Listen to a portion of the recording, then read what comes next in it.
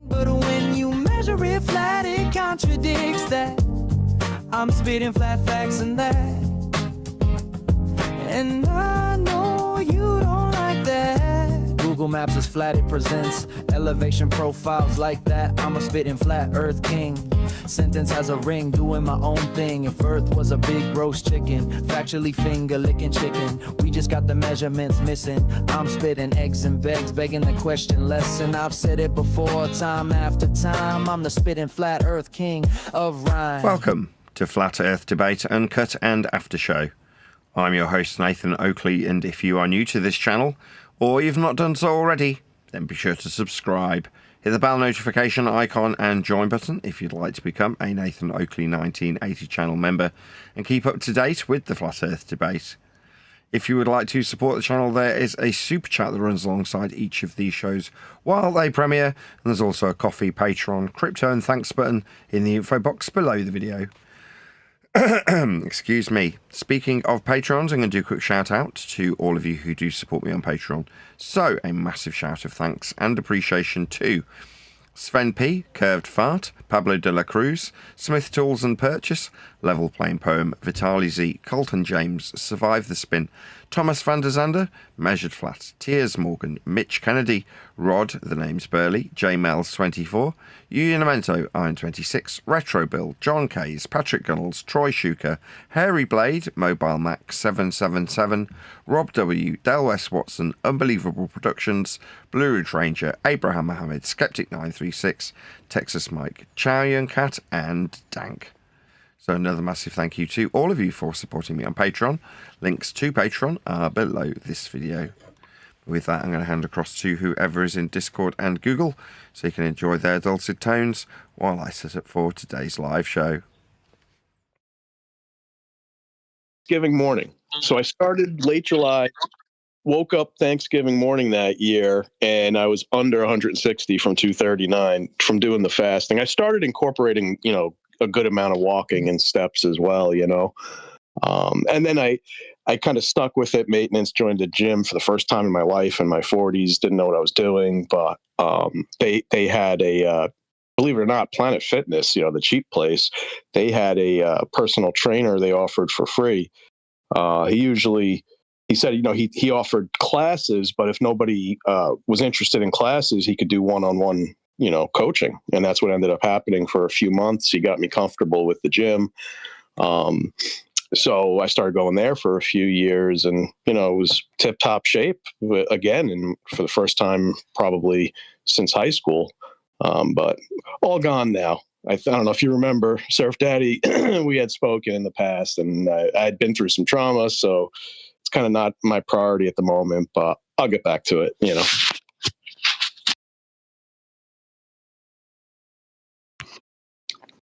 Oh, very good.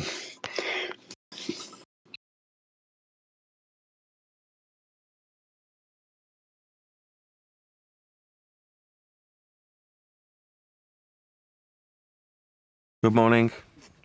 Who is that? It's a Flat Earth Cafe in Discord. Hello.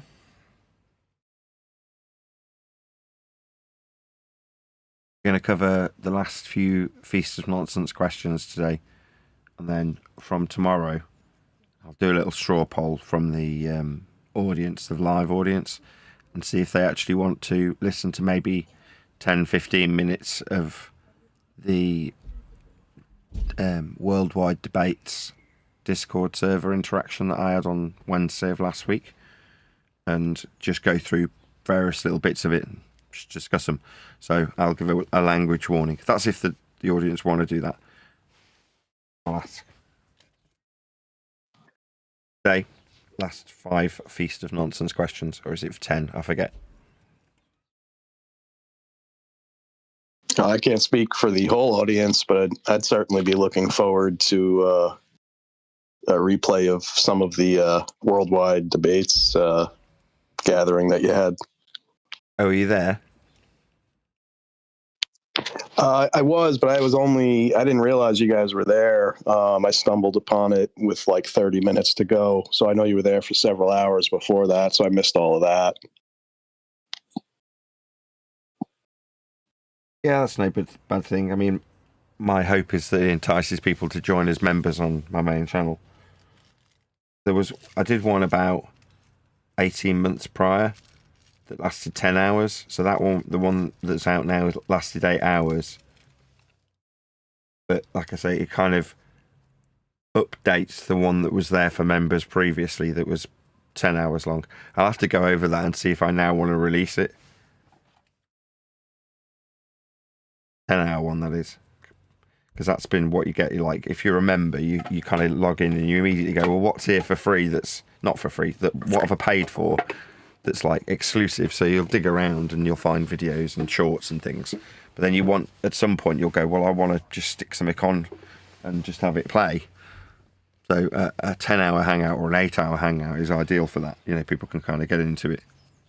As long as I'm Nathan, the truth should be for free. Pardon? The truth should be for free. There should be no price tag on truth. Truth is for free. What are you talking about? My videos cost money. That's what I'm hearing. Truth's free. My videos, on the other hand, they cost in that instance. You know what it is? To try to explain to people, it's like they have to be deliberately not paying attention, because self-explanatory. You say it a million times. You are in it because you are a YouTuber, but you find the topic, right, evergreen, and you happen to come to a comprehension that Earth is flat. So, like, I don't understand what the problem is when you put a members only out, or you even have members at all. I mean, it's not like it's $20 a month. What is it, like $1.90 or something? Something to that. I don't know what it is. But anyway, and it does come out later on, right? For free. If you release it. But yeah, I've been hearing complaints about that all weekend. That's a very reasonable business model. Every YouTuber does it. I mean, you have some of the content, that members only. It's very appropriate and reasonable for what you do.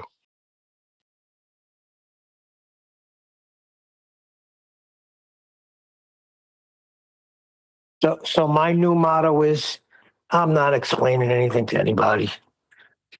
Sorry you feel that way. Move on. Who is it exactly? It was people in the chat. The Viking guy, mostly the Viking guy. He's always in chat with somebody. The what guy? The Viking.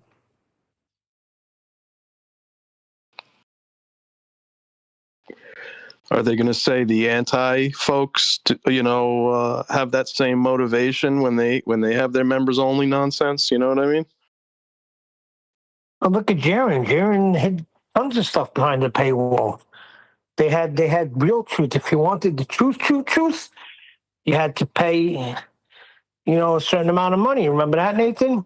It was beyond the paywall. If you want the rest of the truth, him, Witsit, that whole crew. That should be their name.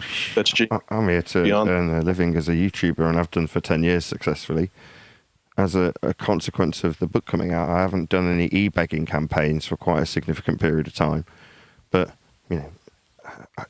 I've run out of microphones. I've run out of money. I just know, I'm gonna do what I can to make my ad revenue, or whatever it would be, the YouTube revenue, higher in the meantime between now and when the book comes out.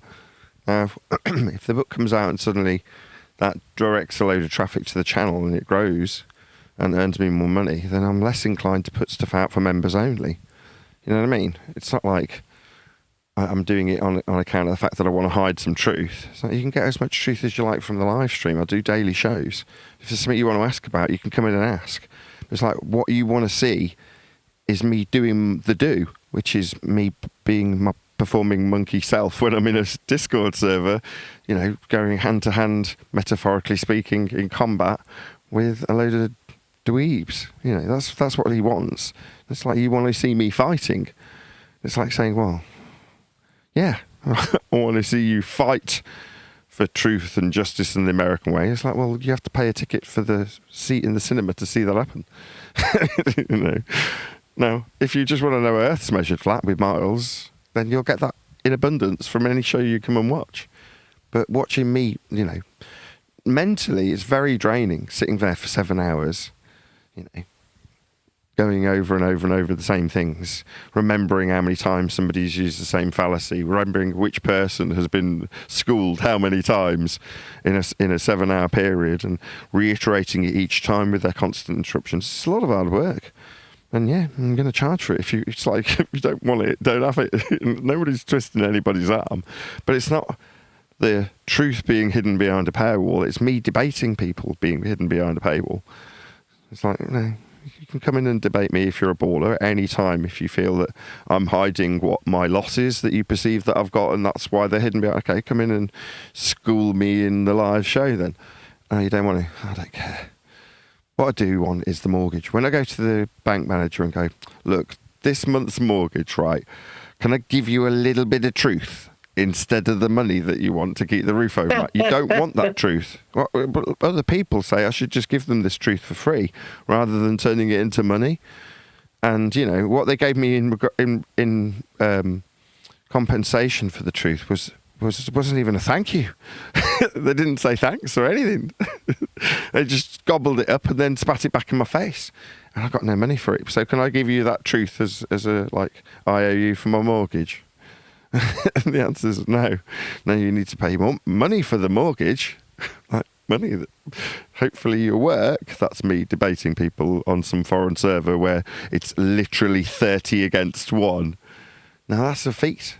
You want to watch the gladiator take on 30 opponents at once, then pay.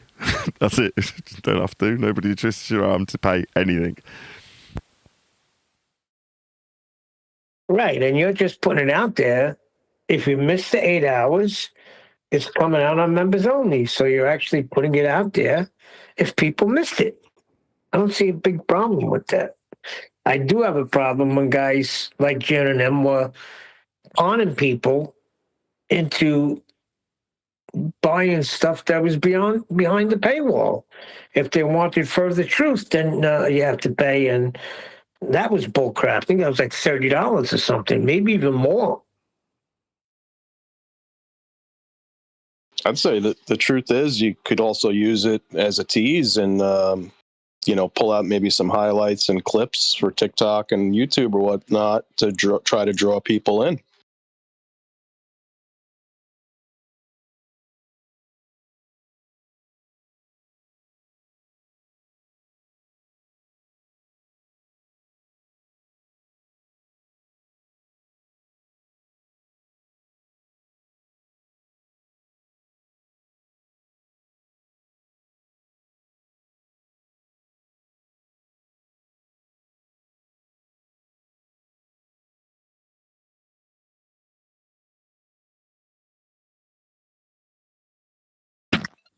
Well, from a marketing frame of mind, I would think that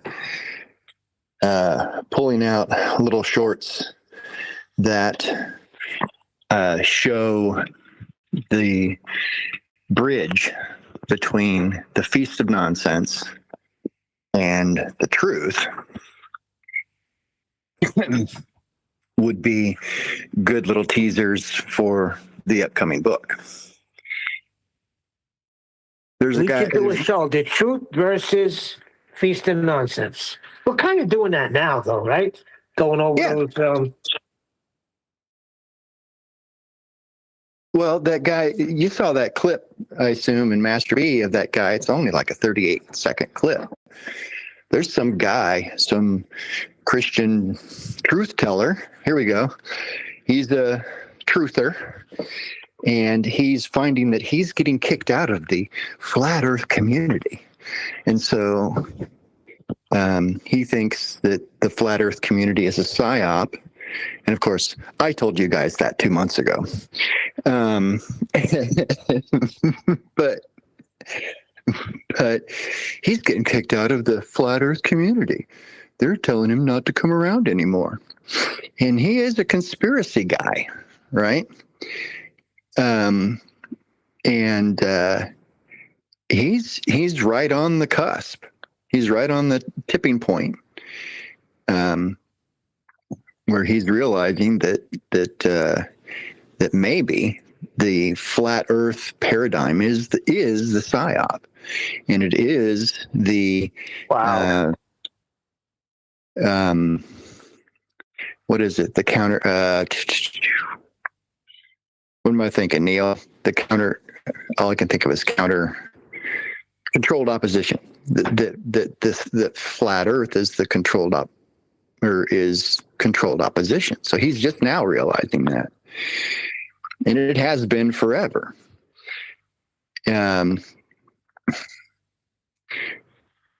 What did you say on his comments, Neil? You remember? One deck just puts. I don't remember something about, I don't remember what I say. Something about, when normal people just start to realize that the Earth is measured flat, you don't need to join that stupid community, right? Or something. What I said was, thank God that you weren't invited to those, because it was probably a bunch of feast and nonsense. And real flat earthers don't have meetups. We just know Earth is flat by a measurement. Right. And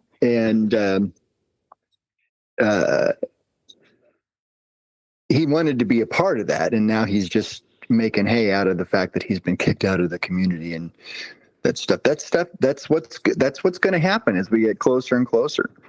Some kind of tipping point. I told him, if I said something to the effect, I know I may have, there you go. There's a video. I think I said something to the effect that, if you really wanted to join a community, join the community of surveyors, navigators, pilots, builders, cartographers, and stuff like that. And I don't know if the penny will drop for this guy or not. Right, but that's a fact. Yeah. He's looking for a community to be a part of, to be the fart sniffer who knows about how the Earth is flat. Well, just become learn about celestial navigation. I've learned about how the Earth is flat 5 ways from Sunday. I have to put my video on to play it, so you can't copyright strike me. Not that I'm sure he would, but you never know. It's only 30-some seconds. So what's the end game of the Flat Earth movement psyop? Do you want me to react to this? Or do you just want me to play it? Well, just play. Like I said, it's only like 30 or 40 seconds. So just go ahead and play it and then see if you want to react to it. Well, cause I've already got something that I want to say about it. It's like, what's the end game for the psyop? Well, that has about half a dozen different implications based on what he's suggesting. Okay, so first and foremost, there's a game being played.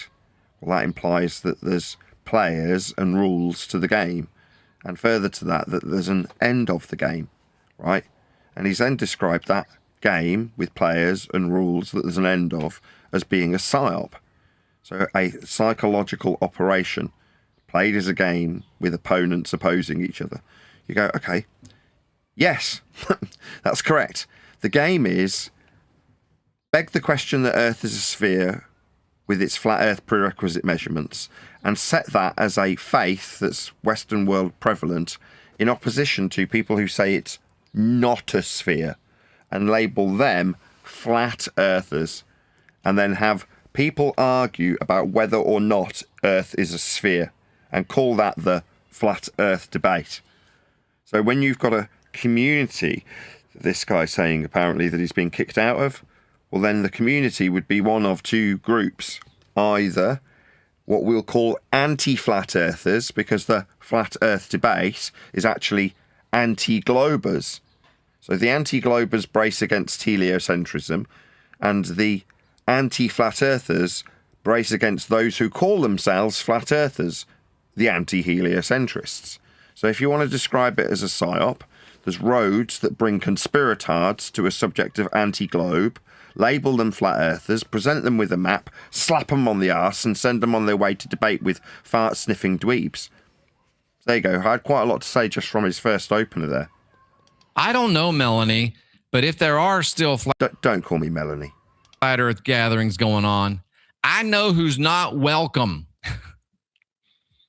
Gatherings? What's he babbling about? Fill me in. What's he talking about? I think he's talking about people going to flat Earth conferences or gatherings or meetups, public meetups. And Me, you saw.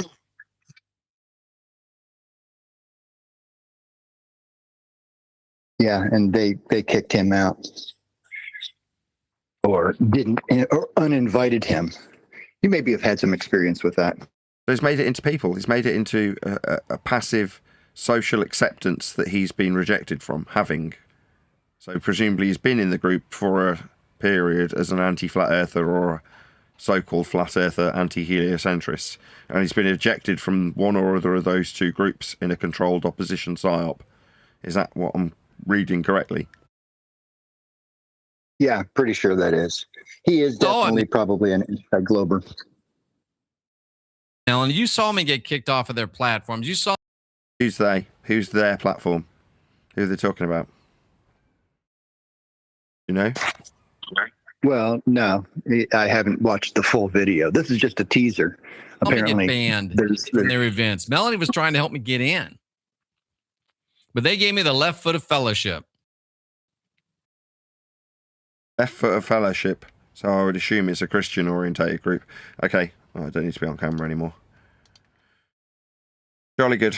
Yeah, I think he's a Christian. I think he calls himself the Christian whistleblower. He may have actually talked about him before. He sounds familiar, but Okay. Christian whistleblower who is probably whistleblowing against Christians who are heliocentrists, which is where my interest is. And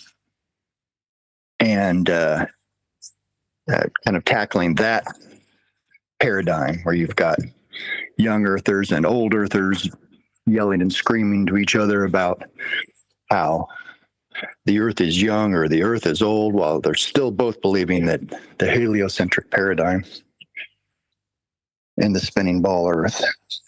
And I am seeing, by the way, more like in Ken Ham Answers in Genesis, more and more people are going to their Facebook pages and calling BS on heliocentric stuff. You know, basically people coming on going, basically, no, Ken, it's flat. No, it's flat. More and more. And they're arguing biblically, of course, because that's the organization. It's a biblical organization. But they're putting in science into it. And well, that's the trick. They don't know yet. Who are you that comes to me with this knowledge without understanding? Yep, that's dope. Pull up your britches, boy. I'm going to show you a few things. Treat you like a man. Yeah, powerful scripture. But that's my son's fallback. We could be talking about Israel and his complaints about it and scripture stuff, and all of a sudden he's like, well, you believe the earth is flat. So it's like, here we go again. First of all, you believe the earth is a sphere. I do not believe earth is flat. I know it's flat. Measured that way. Right? You just believe it's a ball because you were told it. So let's stop like reversing freaking reversing a situation. Is that a fallacy? Well, I'm making it one. Role reversal? Yeah, I'm going to make it one. The role reversal fallacy. No, you have a belief. I have a knowledge. Now, I'm not saying it to like puff my chest out because this only happened recently in the last 2 years. Where did we get to on the Feast of Nonsense question? So I know we did gyroscopes, but then moving forward, I'll just list them and tell me where we did actually cover. Astrolabes, no parallax. with the stars. Time-lapse star trails showing star marking perfect circuits around the North Star. I think we did We cover did that. Bolivian salt flats missing curvature. Did that. Sun shrinks smaller as it sets. Did that. Did we? Yes. We only see one side of the moon. Did that. So we got up to 55 then. So today's first one will be architects, excavators, and railroad engineers don't account for curve. I hate the way these are phrased. It's the phraseology that gets me crazy, Yeah, too. it pisses me off, Riley. It's just like, what? Don't account for curve? No, measure Earth flat. Architects, excavators, and railroad engineers measure Earth flat. But that could be simplified. Listen, Earth is measured flat. Point. Okay, that point, before we go on live, don't underestimate that point because you're pissed off about it.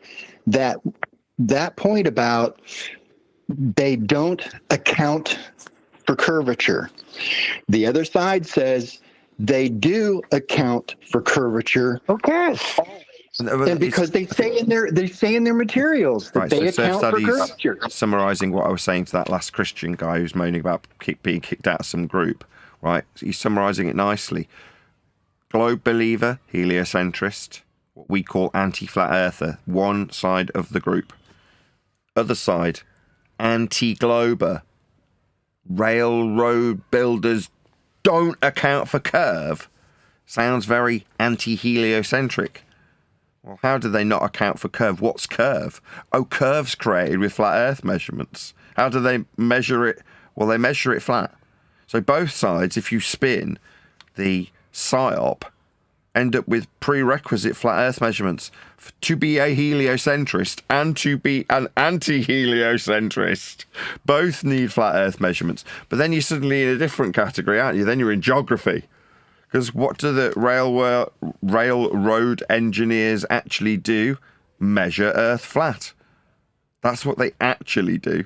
They don't not account for curvature. Right. That's nonsense. That's right. And that's very, very important. I want to get that across before we start the show because I don't want to interrupt. But that is very, very important because both sides of this argument are looking at the materials that are out there on the internet, the ones that say that water curves around is parallel with the curve of the earth. Freak, and they look at stuff and the material says they account for the curve of the earth.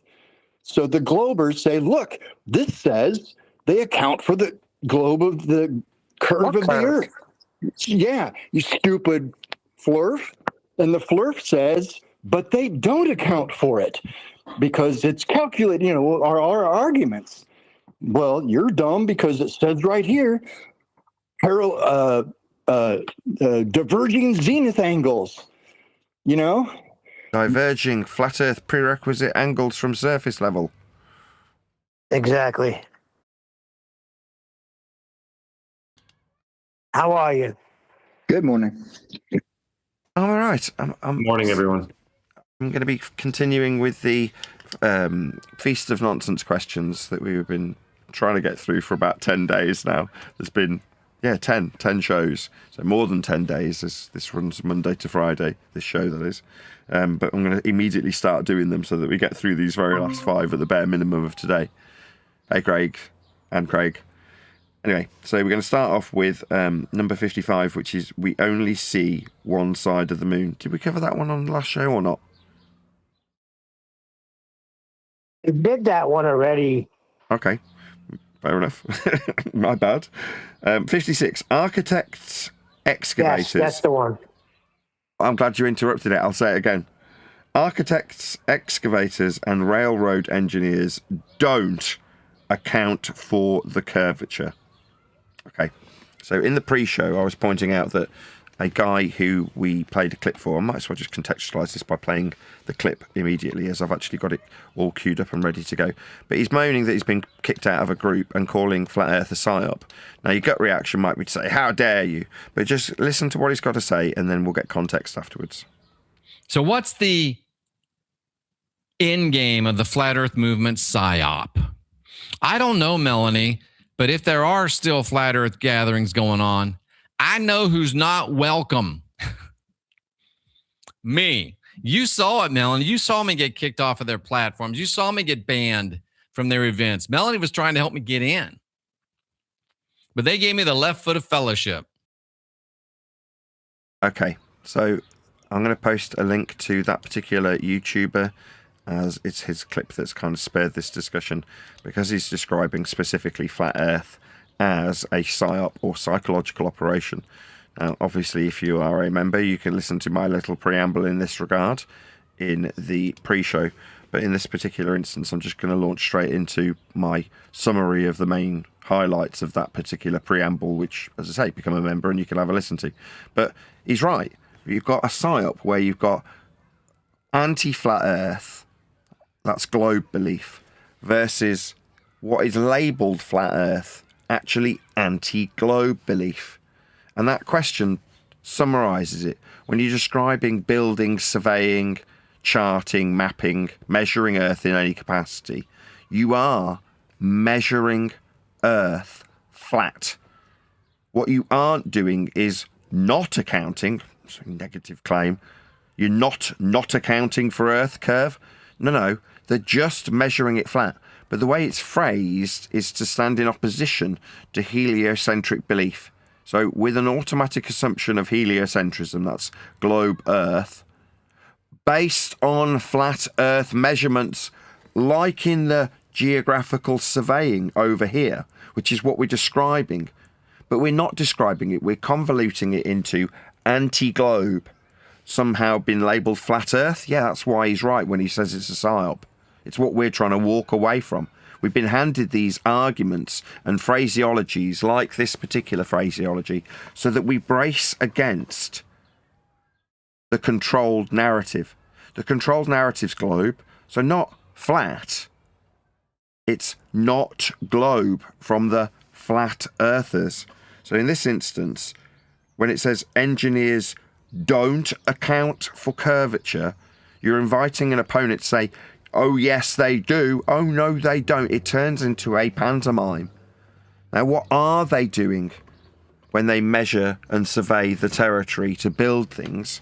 Well, the surveys measure deviations in the topography of the world's surface level from sea level, a common reference to give you altitude in the perpendicular, depth of hills and valleys, and it's got a master reference called sea level to do it. That's how you survey and build the land. Now, if you're doing it in a very localized area, you might not necessarily reference the level terrain that you're achieving for a very small building to anything other than its own local level topography when you level the ground you build on. But as a master reference for how high that building ends up compared to any of the buildings in the surrounding area for lines of sight and various other practically used things or mapping and surveying purposes, then it's going to be built with respect to an overall common reference called sea level. The master reference being an average thereof called mean sea level. That's where we get our topographical deviations from. So when you've got people saying surveyors and engineers don't account for curve, who gives a crap what they're not accounting for elephants either. They're not accounting for mystical beings coming. They're not accounting for Freddy Krueger coming and stabbing them in their sleep either. Let's not worry about what they're not accounting for. What they are accounting for is horizontal linear mile measurements and topographical deviation, I could say it this time, from that horizontal plane of reference in the vertical. And they've got millimetre accuracy when they take those measurements to build things. So if you're going to build a railway, you're just talking about a big building project. It's different to building a building, but you're surveying the entirety of the country. Well, we've already done that. They've already got geographical accuracy to the millimetre from Ordnance Survey. Now, when they plan the gradient over the length of the entire country, it has to be within a range because the trains themselves can't cope with a greater than X incline. What's the incline? Well, that's a measured flat Earth prerequisite also. So everything about building a railway fundamentally relies upon horizontal axioms, sea level, millimeter accuracy in the vertical with reference to that master reference at mean sea level at 0. That's what we do. Let's not worry about not accounting for Freddy Krueger, not accounting for Jason Voorhees. Let's not worry about not accounting for curvature, especially when accounting for curvature, what does that actually mean? Well, in reality, it means accounting for the topographical deviations from horizontal when we measure and survey Earth. But for a isolated PSYOP argument, it's the 8 inches per the flat Earth mile squared curvature that relies on having a flat linear miles to derive a squared function from it. Or an inference that the sphericity is more accurately described from a 3959 radius value that's also flat and linear in miles. Everything about globe Earth belief is derived from flat Earth horizontal with a elevation angle at a minimum that gives you an equator. That's a flat Earth angle to derive said radius that's also flat and linear in miles. It's all flat to produce a ball, to set it as the prerequisite, to beg the question of it, and then have somebody who calls himself a flat earther brace against processes that measure Earth flat, not accounting for bleeding Earth curve that's derived from flat Earth measurements also. It's an absolute pantomime. Anybody got anything else on not accounting for Earth curve in major building projects? Or should we move on? Well, they don't account for it. They measure everything flat, then just calculate it afterwards to reaffirm the belief. I'm going to start having a go at people when they just phrase things as badly as they do in this. So the next one, 57. Airplanes fly level and don't account for curvature. Oh, God. Again? Again, yeah. Right, first and foremost, yeah, 2 thumbs up. They fly level. What does that mean? It means when they are instructed by ground control to maintain altitude, that means they're maintaining a flight level with respect to sea level. But when somebody from the PSYOP that sets people who call themselves flat earthers against people who believe in heliocentrism derived from flat earth measurements, in that little PSYOP, they say we don't account for curve. Yeah, they do.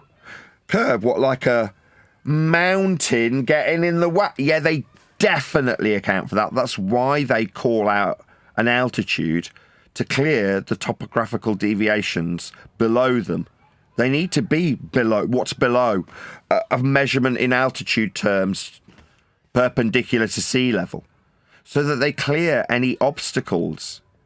That's how it's measured with respect to horizontal linear distances and vertical topographical deviations. That's curve, like a hill getting in the way of the they definitely account for curve. And to account for it, they have to measure Earth flat to the millimeter accuracy. They survey the land with respect to sea level so that when you're at a flight level, you don't accidentally fly into a curve. It's a hill that they've surveyed. So this is just wrong. What do you mean they don't account for curve? Oh, my bad. Idiots that call themselves flat earthers say that people who they've been controlled in a PSYOP to brace against, they say we've got miles that will measure flat and linear, and then we can calculate a squared function from those miles at 8 inches per flat earth mile squared. And that 8 inches per mile that's flat earth only squared is the curve that would be represented in the topographical deviations if it existed. It doesn't. But we can beg the question of when we derive it from a flat earth measurement. Ignore the mile measurement that could only be acquired flat, and then say aeroplanes don't account for that rhetoric in this PSYOP. So, again, I can only agree with the person that's strictly speaking bracing against us, because he wants to suggest at the base level, yeah, people talking about people, very low brow, and moaning about he's been excluded from a group. What, a group of people? Yeah, the concept. I mean, I suppose you could just about call that event if he's an individual that's of note. Let's have a look, see if he's of any particular. He's got 50,000 subscribers. He's of note. You can just about call this an event. The event where you got excluded from a group of people. But this dude, yeah, you're right. It's a psyop. Did you want to be involved with fart sniffers who tell himself, if I ignore how flat Earth is measured, and then recognise that I assumed a ball, I can brace against that ball for how ball-shaped it isn't. Obviously, I've got to ignore that to grade the ball to say it isn't one. I would have to ignore the flat Earth measurements that got us the ball to say it isn't one. But let's just ignore that. It goes without saying that we're going to measure Earth flat in miles if we're going to derive a squared function and say that's what the miles of the surface curve with. Forget those miles. Those flat Earth measured miles. Don't worry about them. Right? We've got an argument to have over here in our little psyop, in a little pond, segregated from everybody else who's measuring Earth to do practical things with it. Like not fly into curvy mountains that get in your way at altitude measurements from sea level, that sort of thing. Yeah? Earth's measured flat to fly. Flight level, sea level, altitude, perpendicularity. These things are axioms that flights rely upon to not kill people, to not fly into the mountain. How do we know how not to fly into it? How do we know to put a... Well, we have axioms of perpendicularity from sea level, and then we tell the plane to remain in level flight. What, level with the ground? Yes. So that it can avoid the mountainous terrain and not kill people. That's how we measure Earth. Did I mention any lack of curve derived from flat Earth measurements at 8 inches per mile squared? No, I don't need to. That's what those people over here do in a psyop that ignores geography, measurements, topographical deviations, altitudes, flight levels, eye level, surface level, sea level, perpendicularity, parallel planes. Those are how we deal with Earth, because Earth is flat. So, Nathan, can you repeat that last one and stop appropriately? Because I think right in the beginning you had him. You didn't have to go to curve. You can just say airplanes fly level, but that's not expansive enough. I would say that in order for aeroplanes to fly level, we must first measure linear distances in miles and then accurately survey topographical deviations from a master reference we also measured flat called sea level. So we can instruct flights to remain parallel with the ground and instructed flight level. That's quite a mouthful, but it describes about 5 different ways that Earth has to be measured flat in order for planes to not kill people. Just saying planes fly level, what does level mean? Well, parallel with surface level, measured with respect to mean sea level being a flat Earth average of level. Yeah, there's a lot of levels of Earth and its measurements that get us to the disclaimer that planes fly level with the ground that's flat after we measure it and survey it. Anything else on planes flying level and not accounting for curvature? Okay, next. We've only been able to dig 8 miles into the Earth. They say we have a molten iron core.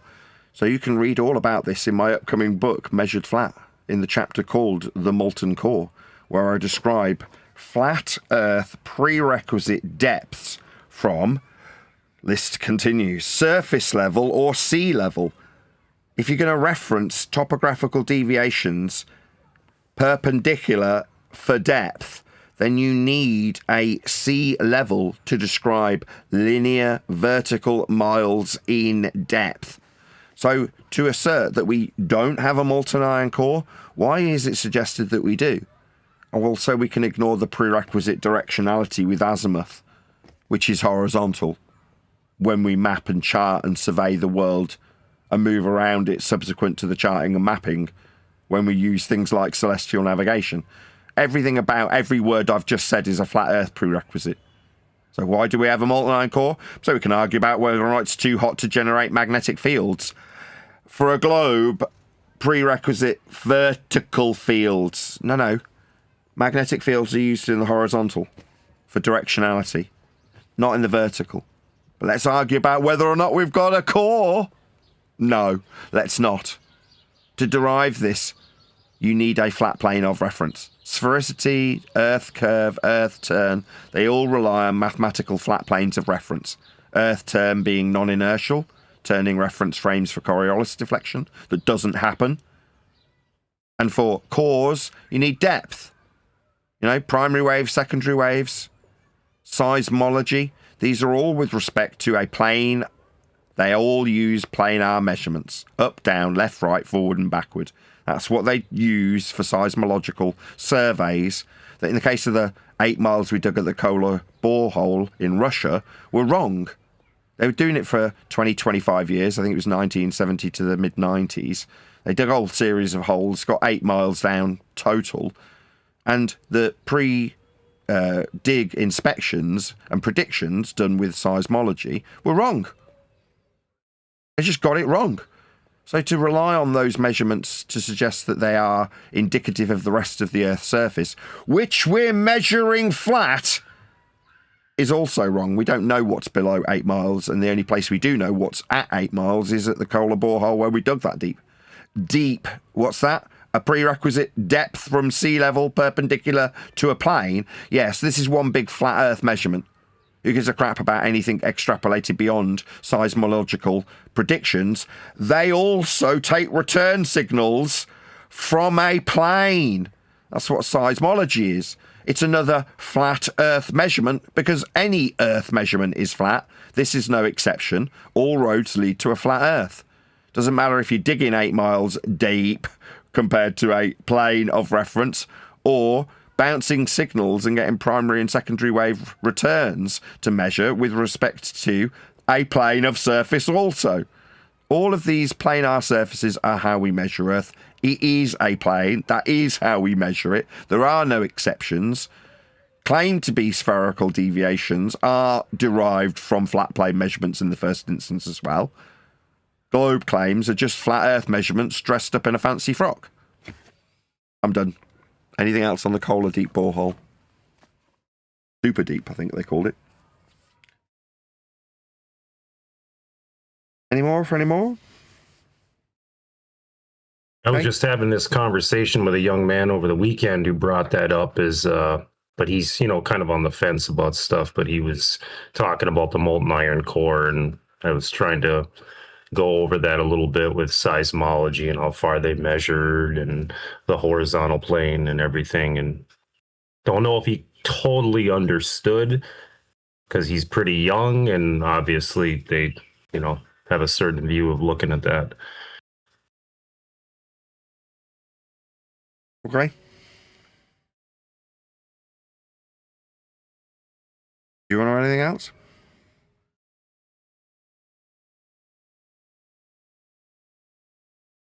No, clearly not. Okay, so the next one is the Selenian lunar eclipse. Doesn't list any details. It just says the Selenian lunar eclipse. I mean, I don't know.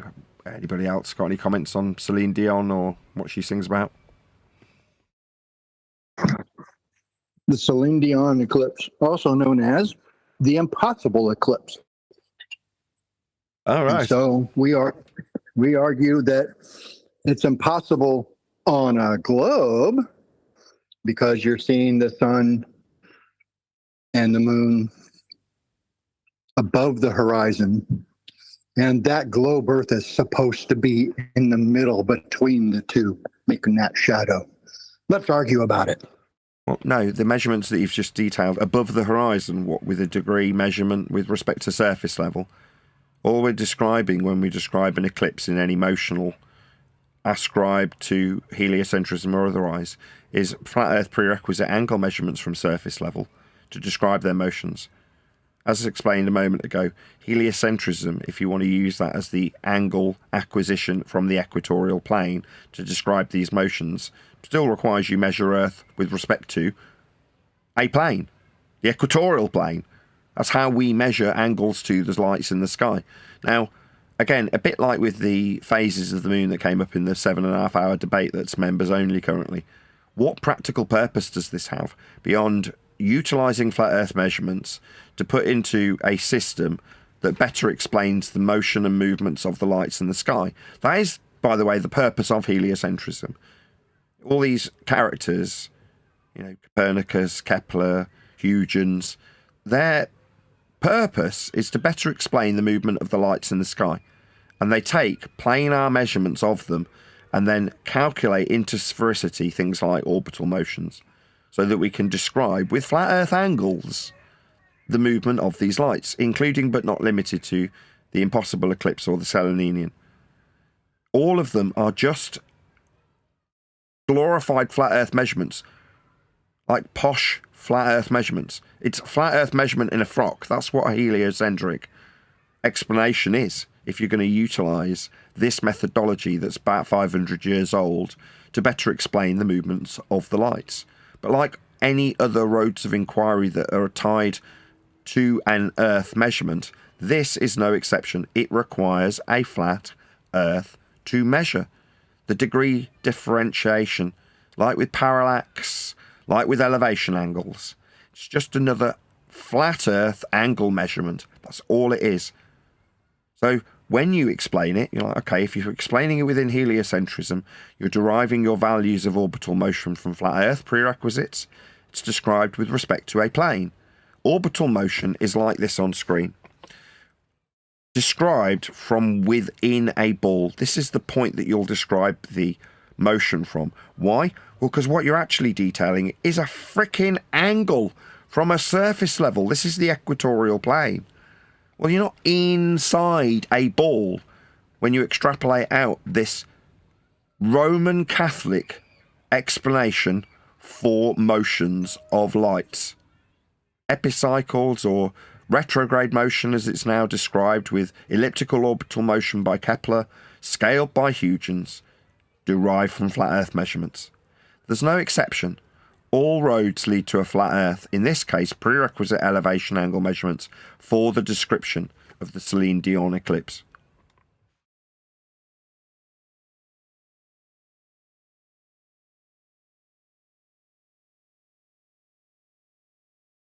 I'm all by myself here.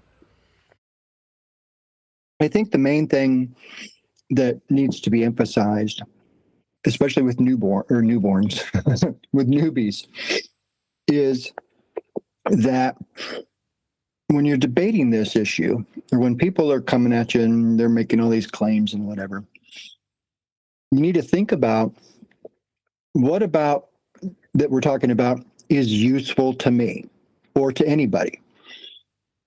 And you'll start finding that measurements are useful. Like for the motions of the stars and planets themselves aren't useful. So orbital motion, useless. But the position of the stars over the Earth, very useful. And we know all that information. It's already been measured. The Nautical Almanac tells you exactly where the zenith of a star is to the second. If you do your thing, you do your calculation, or you do your navigating extremely correctly, you can know exactly where that star is over any place on Earth to the second. That's amazing. That's the way and it that's is. Very useful. Go ahead. That's the way it is. Yeah, and they figured it out thousands and thousands of years ago. So that's one thing that they figured out that we don't have to anymore. There's a thing called a Nautical Almanac, and we use these tools on a flat Earth using flat Earth elevation angles to determine how many flat Earth nautical miles you are from the exact zenith, 90 degree perpendicular to a plane, of a star on the big vast Earth. And there you go. Bob's your uncle. You can make maps from it and all that stuff. That's useful. How far is Alpha Centauri from Earth? Not useful. What even is it? Not useful. Oh, it's a burning ball in a vacuum. Let's argue about the burning ball in the vacuum that can't exist. not useful. So I would just encourage, and it's why we're going over these Feast of Nonsense stuff. If you're confused about things and you just can't learn about all this heliocentric rhetoric and arguments and all that stuff, you don't need to. You just need to look at what is useful. What have we always used things for? How we've used them, how we've measured them, and stick with that. If someone wants to argue about whether there's a dark side of the moon, or whether it's a ball or a sphere, or whether shadows are cast on it, tell them thanks, but no thanks. Just to mention the almanac, since you brought that up, Surf Daddy. While I'm talking, some of the older ones. Whoops, sorry. Did I actually introduce the new one, Analema time lapse, or was I on mute for that whole section, or not? I didn't hear it, Nathan. I was on mute. It's okay. I'll do it all again.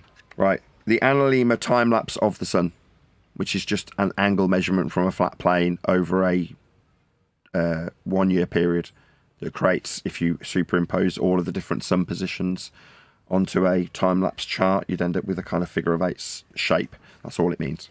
So they're measuring time. Well, they're measuring a flat Earth for the angles. That's actually the last one. That's number 60. Well, if you take those angle shots and look at that figure 8, it does show you the relative position of the sun at the same time every day for a year, and where it is over the Earth, between Capricorn and Cancer, between the tropics of Capricorn and Cancer. And at the center of that figure 8 is the solstice or the equinox. And those, and that analemma is a form of season clock that has been used for centuries and centuries to show you where you're at in the seasons. So it is measuring time. It is measuring the seasons. And yes, it's all flat Earth proequate. They've got sundials. They've got figure 8 sundials that are fascinating, that you hang up at the right place and you can tell what month you're in by the sun's position on the gnomon or whatever of the analemma dial. So it's all flat and it's useful. So that's how you know that it's a flat Earth thing, is you can use that information to carry about your regular day. Oh, that's it. That actually concludes the Feast of Nonsense. Not bad. It concludes it, does it? But it doesn't put it to rest. Oh no, we'll be going over these things inevitably in the not too distant future. If I manage to get on a few people's shows to promote my book, that will generate people who want to come along and, you know, few Feast of Nonsense garbage at us with flat Earth prerequisites. Okay, so a few people have been moaning at me. Should I? Rather relaxed stance and speak to the camera. Should really. Hopefully off mute this time. People have been moaning. One specific individual has been quite vocal about this, which is to say that after doing a members-only extravaganza in a different server, so worldwide debates, about, I don't know, 18 months, 2 years ago, I did a similar thing where it was about 10 hours, and I just put it up on the members-only section of my channel, Nathan Oakley 1980, as a kind of members-only video.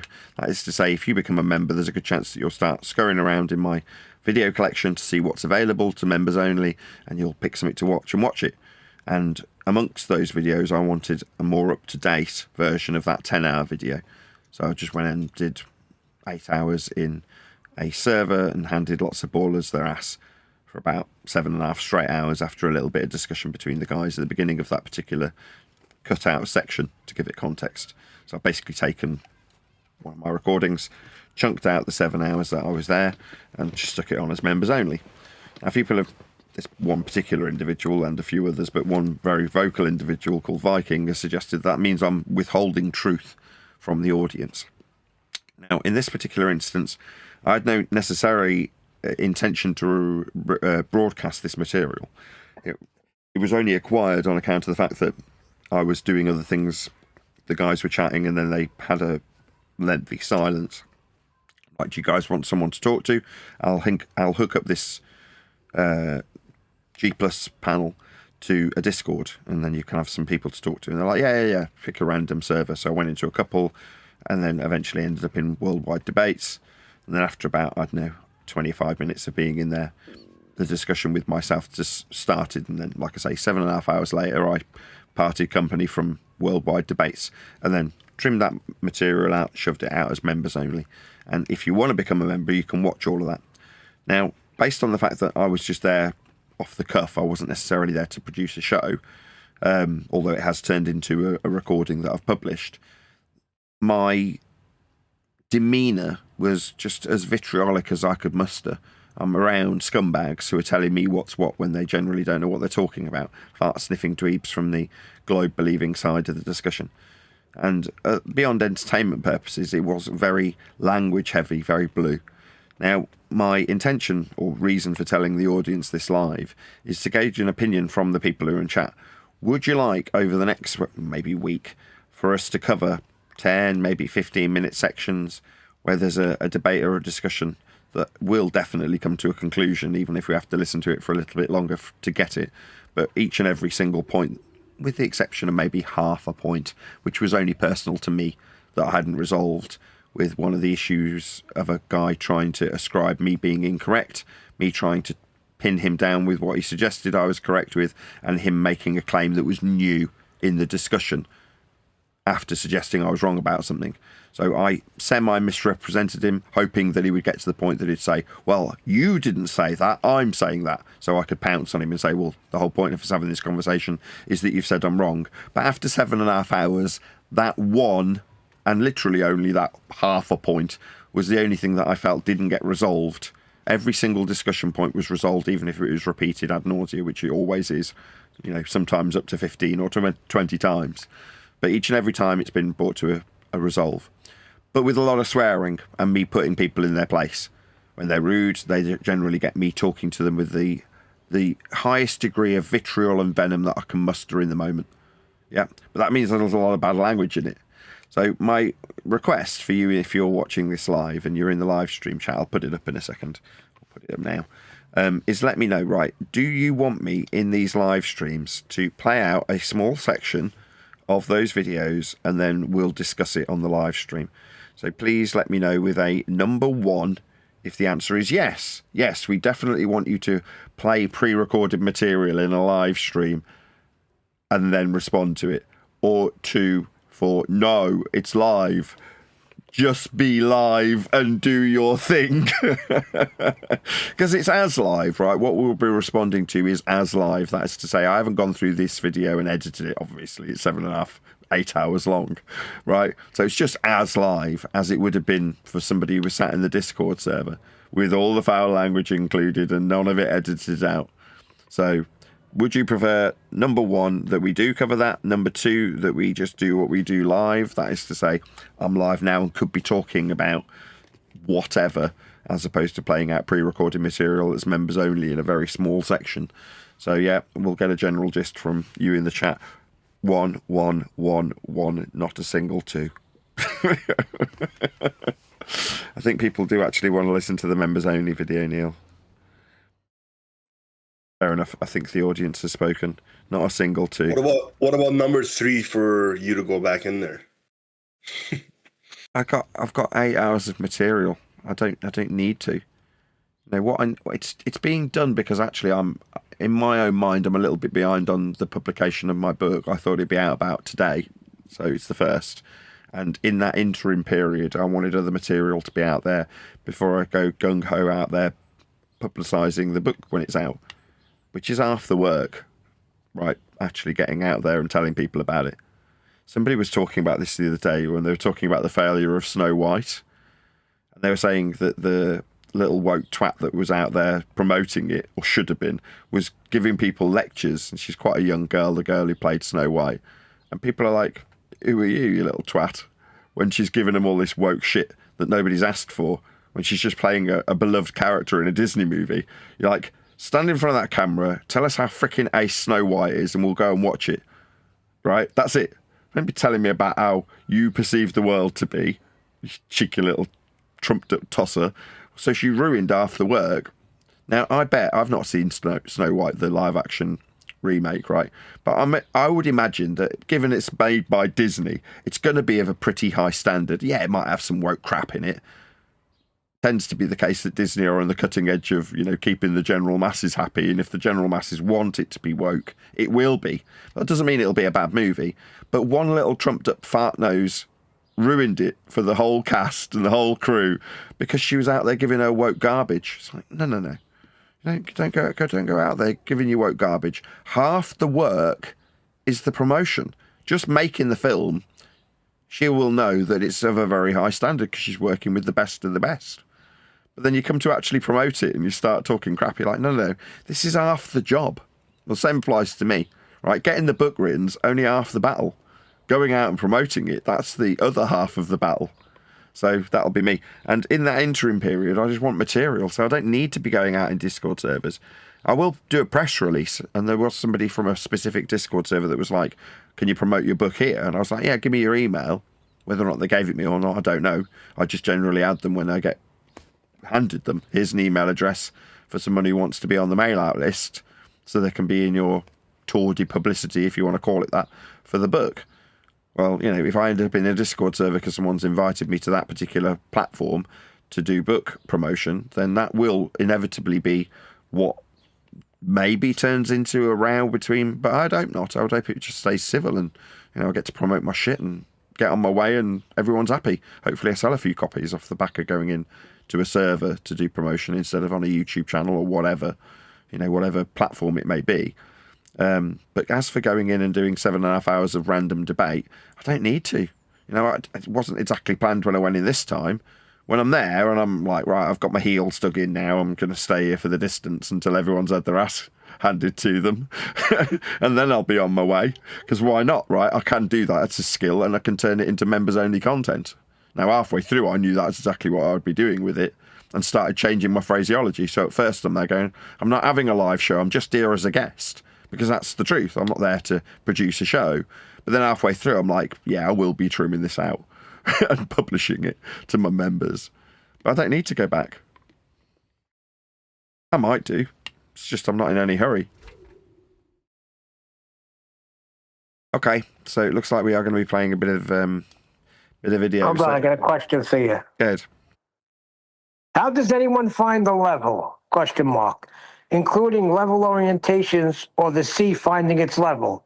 How do we know that will be flat without reification? It's not reification, it's measurement. What are these people on? Okay, I mean, let's just get that out of the way. I haven't done any of this.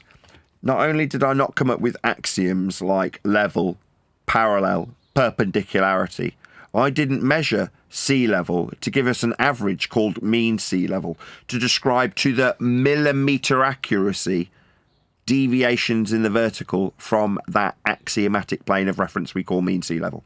I didn't do any of those things. Maybe get in touch with the Ordnance Survey and go, you're just begging the question, surveyors.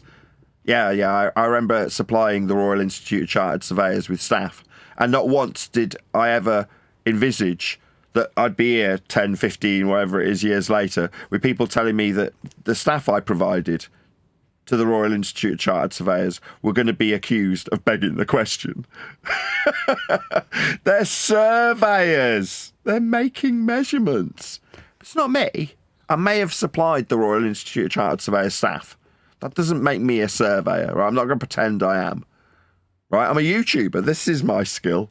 Right? Same thing I said to the people in that server when they were like, well, how do you explain this? I was like, no. YouTuber. Why are you asking me about what chart a pilot uses? Go and ask a pilot. Why are you asking me? I'm a YouTuber. You want to ask me about how OBS works? then fine. They're like, well, you're answering questions about it. I'm like, yeah, because I know more than you bunch of retards when it comes to how Earth's measured. Correcting you when you suggest that sphericity is inferred after measuring Earth flat with linear miles or radii values. I'm just pointing out how dumb you are. I can still do that and it produces content. Like I say, YouTuber. But asking me why a given chart's being used or a given method, get lost. Don't ask me these questions. I despise all of you. You're all scumbags that have suggested the police should come and take me away, or that the social services should come and take my kids away, or that I should be jumping off tall buildings or be castrated. I think I've got any time to answer any of your questions. Doesn't mean I don't understand these things, like axioms, level, perpendicular, parallel. Those are axioms. That's what we're measuring when we get sea level measurements. If you want to watch the video from 3 months ago where we covered how sea levels measured to give us the mean average, there's a physical station that you can go and have a look at that's still in operation. Go and have a look at it and then go in the door and go, you're all begging the question, you hear me? This big measuring device, no, it's a tool of fallacy. Go ahead, be my guest.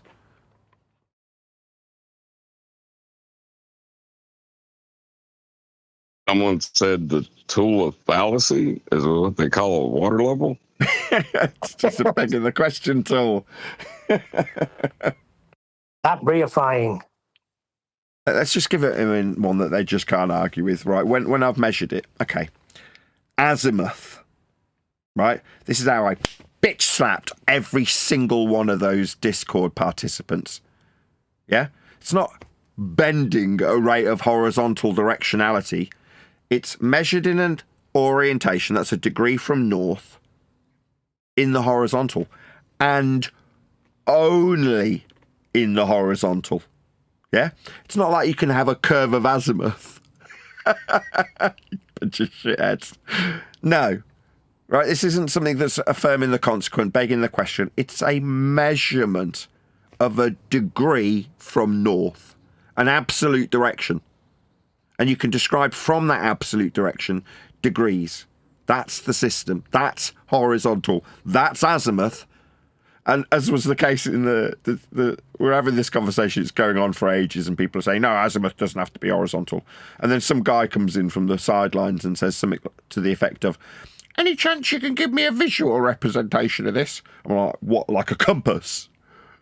He's like, well, maybe like a visual. I'm like a compass, you stupid idiot. That's how it went. That was the kind of conversation. Maybe we'll get to that. Exactly.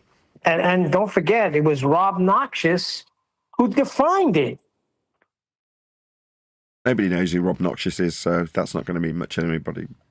Yes, everybody knows who Rob Noxious is. Nobody knows who Rob Noxious is. Okay.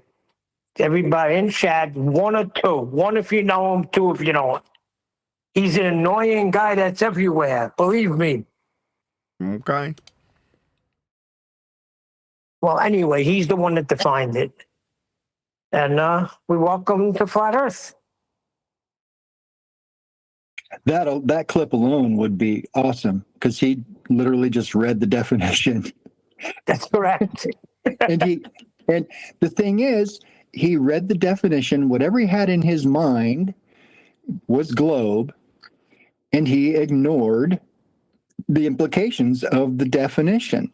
Yep. That's how crazy people are who can't cognitively disassociate from what they've learned all their lives that they think is true.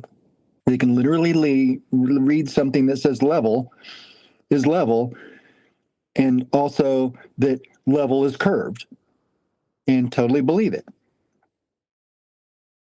And speaking of the azimuth, altitude, I can point to one thing in my time of watching the show and listening to the show for years that I believe is 100% related to your efforts with the show. And that is the changing of the definitions of elevation and altitude angle on the Sustainable by Design website.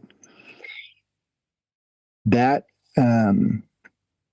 the definition that you use the most about altitude or elevation angle from sustainable by design, which is just I think it's just They didn't change it. They added on to it. yeah, they had to add on to it because they can't change it because the definition Well, I of an guess that elevation is angle changing it if you're adding on, right? You're changing it from Right. what it originally was. No, not at all. It's huge. Not at all. If I put quote marks around something, right, then that is all I am responsible for. If you say, well, no, on page 27 it says it. No. Now, unless fundamentally the alteration comes within the sentence, I couldn't give a shit.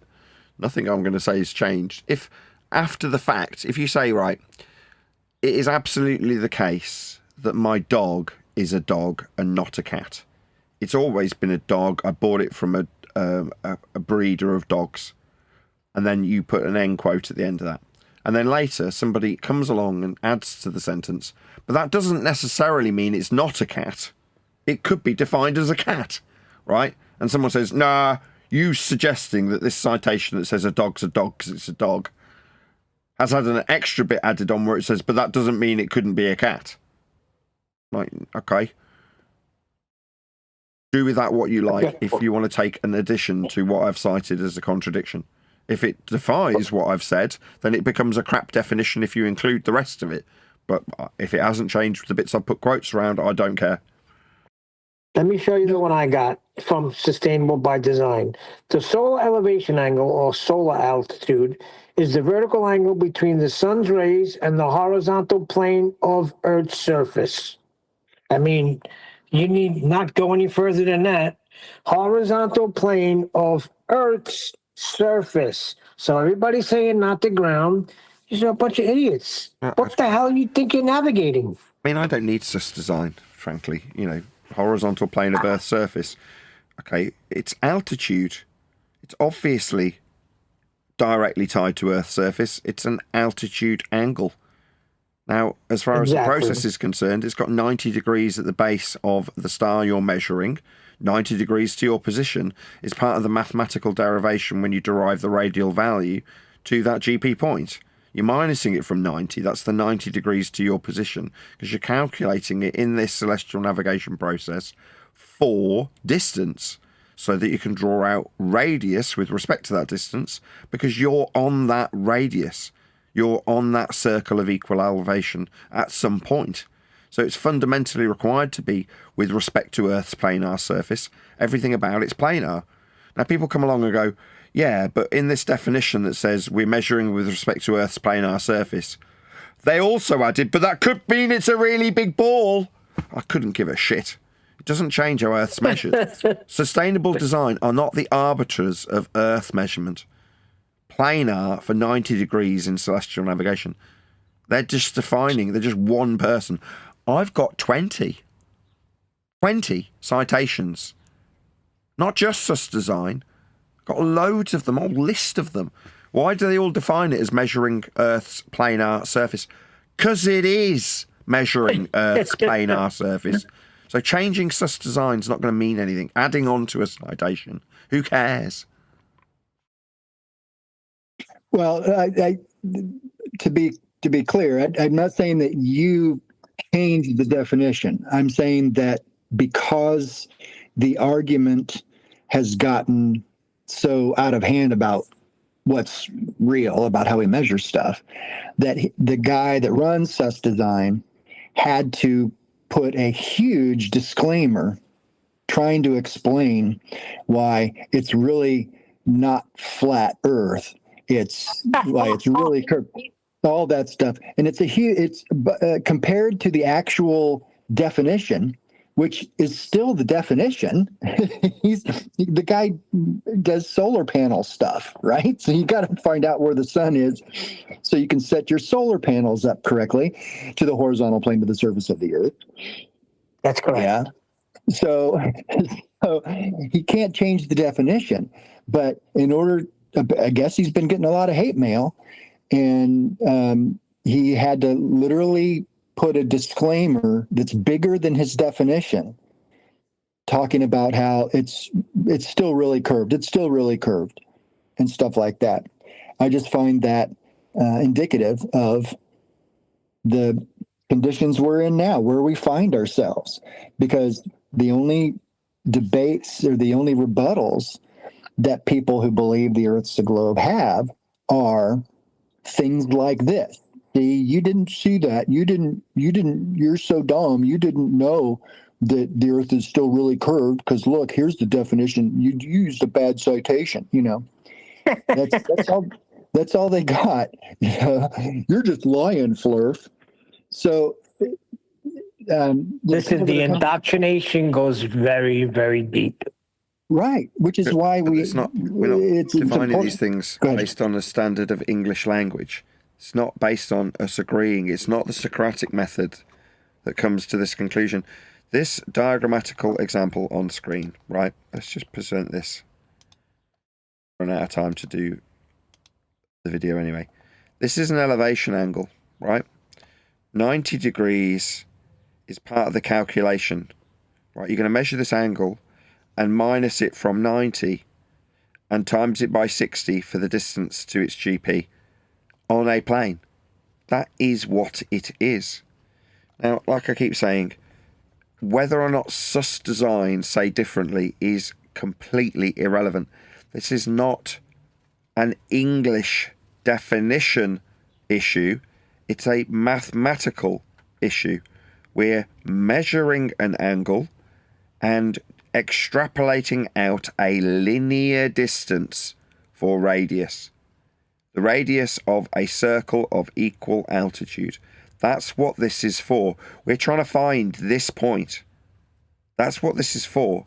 The radius is the point that you could be on around that all of the angles that are measured to the sun are the same at all points on a two-dimensional Cartesian flat earth only circle. Each and every single point on the circle has 90 degrees to the GP. Now, that's a English language description of how this mathematical extrapolation of flat earth linear distance along a radius works. How I define it, eloquently or otherwise, how sus design defines it, or how radar tutorial describe it, is irrelevant. The description's either good, that's to say it does a good job of describing a planar surface that's used with azimuth. The directionality that you point to acquire an elevation angle to a star or celestial item, as is the case with sus design, has an azimuthal orientation directly tied to it. So if sus design now it suggests that there's a curvature involved with an elevation angle, then he's violating the axiomatic directionality principle he's using to line up the solar panels with, because that is also Cartesian. Not to mention the 90 degrees to the point below it if you're using it for navigation. If you're pointing an array of panels at the sun, then you need to know which direction to point them. And suggesting that the surface curves buggers up your orientation methodology because it's ascribing Cartesian azimuthal directionality through north with south, east and west, as depicted on screen now. That's what this flat plane is. It cannot bend. And if sus design says it bends, then sus design's illiterate, useless when it comes to defining things. But how poor sus design's English is on a website is irrelevant to this flat earth measurement. It's not a Socratic deviation if someone defies the axiom. It just means they're not very good at English. It doesn't change what an elevation angle is. It doesn't change what azimuth is. It doesn't change how planar these angles are because someone's managed to strap onto the end of, well, with respect to the plane of Earth's surface, that could be bending. Then it's not a plane. Idiots. Cut. Wrap it up. Print. That's a clip right there. Or that's the end of it. We're going to get a bit of this. This is a bit of the hang out. If nothing else, because we're almost at the end of the live show. Well, strictly speaking, I could wrap up here. We're on the hour right now. But this, if nothing else, will hopefully entice either existing members to go and have a look, or people who aren't members to go, you know what, I do actually want to pay a couple of bucks to go and listen to that. Hopefully, it's all about paying my mortgage, if you know what I mean. But I'll entice you in. Hopefully, it started at a good point. We'll see. What do you think the UAPs are? You think they're like atmospheric powered drones that never have to sleep? I hesitate to speculate. I don't know. I would. Drones would be at a flat Earth altitude from surface level if you're going to measure them in any capacity. Their height's off sea level. Love nothing more than for aliens, specifically alien visitations, to be confirmed. I was a big Bob Lazar fan back in the 90s, back in high school. Still watching X-Files, and then I came across Bob Lazar. That was a wild time in my life, but so far, all those congressional hearings, I've seemed to me like a big nothing burger. We'll see if anything really comes out of it, but I have no idea what half of that shit is, and I wouldn't really want to volunteer, I guess. After they come out, like a year after it's public, AI can do all these voice things and mimic anybody's voice. Now they do video. Oh, you cut out there at the end. It's like Fox and Roses. talking about.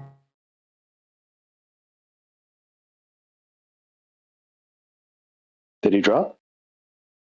They got the astronauts involved in this shit, man. Yo, you cutting in and out. Maybe I am. I don't know. But it's most likely me. Manny sounds fine. Yeah, I missed the bulk of that. Something about AI. Man, they got the astronauts testifying there was aliens. They're releasing the files. Hey, yo, we see this outside the window. Whatever. Flashing lights. Fucking 3 aircraft happen to be outside the fucking spaceship. Yeah, right. And then they let them keep going back. Okay, so I don't doubt people's personal testimony. Insofar as I trust that they're accurately relying on what they saw, I don't know any better than they do, and they don't seem to know what it is they actually saw. Insofar as people are testifying in terms of like actual government documents and craft or whatever, that they actually have bodies that they've analyzed and stuff like that, that's always tertiary. That's always, I heard from a guy who worked directly with them and stuff like that. So I give that a lot less weight. Number one, because I think we can all agree, the military trades in secrets, and I think there's a non-zero possibility that people are straight up being lied to, and maybe they're accurately representing that I was told that they have this, but the guy telling them that was lying. Or they heard something that they misunderstood as a confession, and they got real excited about something. Like there's 100 things on that list that I would sooner believe than this guy has an accurate sort of testimony about actual aliens and alien crafts. Well, so I know again, I'd love for it to be true, but. There's other stuff that's not really testimony, though. They're giving us like communications from the Apollo astronaut back to ground control or whatever, stuff like that. I don't believe that shit, man. I don't believe they did that shit. I can even believe that, but what is it that they're saying? Like, are they saying, look, that weird thing out there? Or are they saying there's a physical being who's waving at us and flashing gang signs or something? Like, those are two very different things. Like, I can believe that they saw some weird shit out there. But they don't know what it is, and I'm not going to say that it's aliens. The Defense Department says the blue light in the picture with them on the moon horizon, is like physical object, supposedly. Like they're telling us, analyze this photo. That's a physical object. That's crazy. Yeah, Okay, you're not but- saying the alien gave him the finger, but it's like, yo, we got 3 craft following us. Like, I'm gonna pull up the transcript if you need specifics. 1 second. All right. I don't know. Physical object could even be anything, really. anything. It could be anything. Yeah. Anything, including aliens. I don't know. I'm just saying. I'm going to need something for such a claim. I'm going to need a little more than that. That's all. What man-made things could there be that are going along? 3 of them going along with the spaceship on the way to the moon. What man-made things could that be? Did they say man-made? Was that a? No, but if it's definite- not man-made, okay. What natural or man-made things could it be? I have no idea. Or non-spy agency? Like what? I have no idea. But it could also be a spy thing, right? It could be a satellite that they just didn't know was there because it was secret. Yeah, I didn't know it could be I'm sorry. We got kinda Nathan choppy Oakley in the again. house. What's up? Oh boy. Welcome to the show.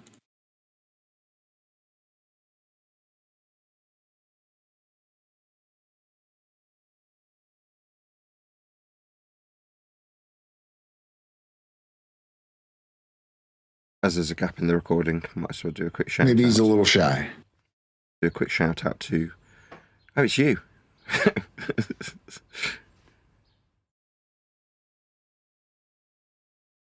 Were those guys talking to me? Maybe he doesn't know how to work a computer. Ooh, hello. I'm all confused. Sorry, were you guys talking to me? It was pretty. Nothing to be confused about. I'm just shouting out Surf Daddy, who's joined as a member, presumably because he wants to watch this in its entirety. So in the middle of the recording, there was a little gap. So I just shouted him out for joining as a member. That was all. Now I'll start playing again. Hopefully, I'm trying to do as minimal interruptions as possible because right at the wrong moment because I've just started talking in the recording. It will get confusing if I'm also talking along with the recording of me talking. Oh, dude, excuse me for becoming a member in the middle of your recording, man. I know. I'm still gonna, regardless of confusion, I'm still gonna. I can, if necessary, I can just go on camera and do a shout out in the live stream and say thank you very much for joining as a member. If you who are watching this or listening to this, as the case may be, want to become a member and listen to this entire stream, I mean, it hasn't been that great up until this particular moment, but I'm about to start piping up, so hopefully that'll entice you to join as a member and actually listen to the entirety of it, because I'm not just going to play out all 8 hours, obviously. I'm just going to play out a small section, maybe 10 or 15 minutes. Anyway, we'll continue.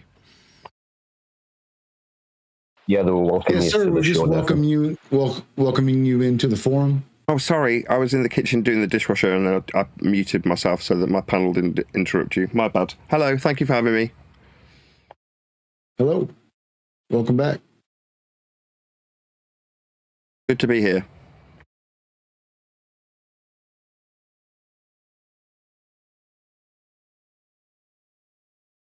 I've been meaning to get a hold of you about promoting your new book. Congratulations, by the way. Thanks. As soon as it's out, I'll send you a press release. Have I got your email? I can send it to you. That'd be wonderful.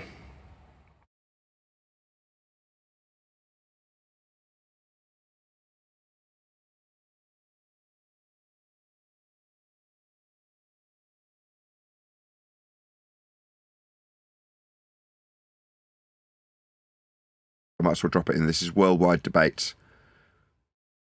If somebody in the live stream chat can drop a link to the Discord server that this is taking place in. Worldwide Debates. I think everyone's a bit starstruck. You can head back to the convo.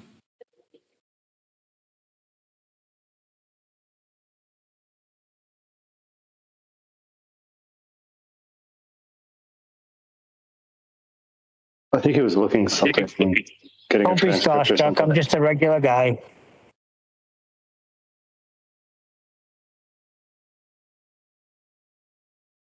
Right, I'll mute myself in that hangout so you can comment on what they're saying if you choose to, gentlemen.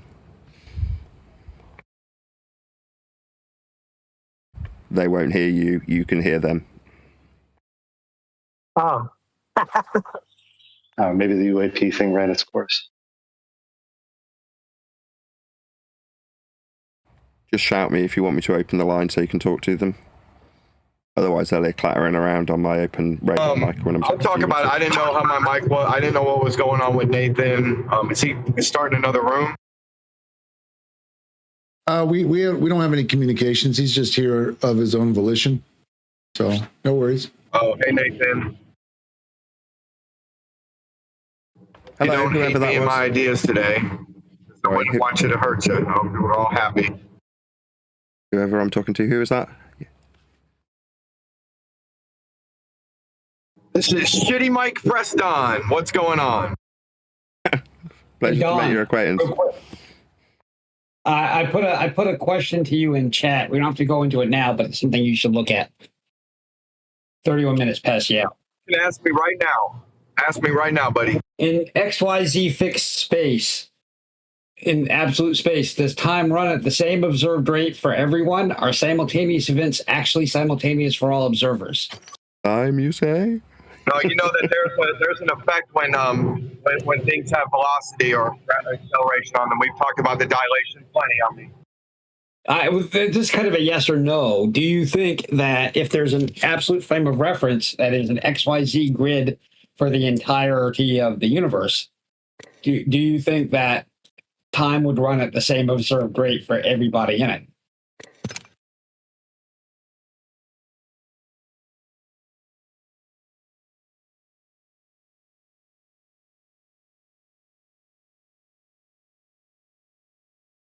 And do you think checking out that at the word time simultaneity would be the same for all observers? Yeah, flat Earth measurement of average sun angle over a 12-month period. Because that's something we can test. So, it's worth looking. Okay, then.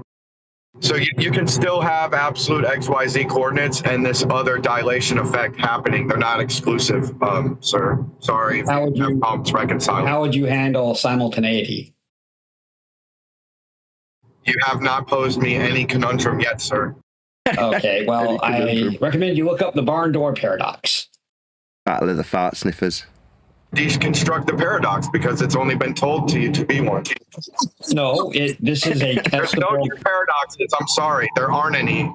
Okay. There aren't any. This is a term used to waste time. So that's a statement. So are you familiar with the twin paradox? Are you serious right now? I am. Sounds like omnivore. Do you think I am or not, or does your memory reset every day? I generally have a memory of you not understanding the twin paradox, but I'm asking. And one, which I'll tell you, I'm not in your absolute reference frame. And why do you not believe in the twin paradox? Those seem to be contradictory opinions. Not dilate time. So not because you can't walk it through. That's Time dilation? What the hell is he talking about? Yeah, he's dilating a convention. You've been told. Derived from flat Just Earth repeat what you've been told. Yeah, it's a shame. No, I'm just pointing out that if you're okay with time dilation, which we can test, everybody's okay with. His little tactic is to suggest that his opponent's automatically cool with the assumption of a dilated concept. Because you're overextending it to mean something it doesn't mean. We've been through this 5 days in a row last week. Are you serious? You have a low memory or a low IQ or a low honesty rating because you shouldn't be asking me that fucking question. You know what? Before that happens, my question is, if you believe in time dilation at all, then how do you think the twin paradox is overextending it? They're just the same thing. It's just a more, the twin paradox proves that there's an absolute frame, like I've told you 1,000 times. This is for the audience. when it only happens in one direction, you know truly that one thing was moving. There was an absolute point in which it was moving from, and the other thing wasn't moving, or else they'd both be younger than each other. Thank you. Have a good day. It's been said to you 1,000 times. Right. Okay. So that's not true because of proper acceleration. I thought we explained that to you. Yeah. I told you. No, proper acceleration is the answer to your question. I've asked you a question. You don't understand what rhetorical position. I do understand. You are holding true.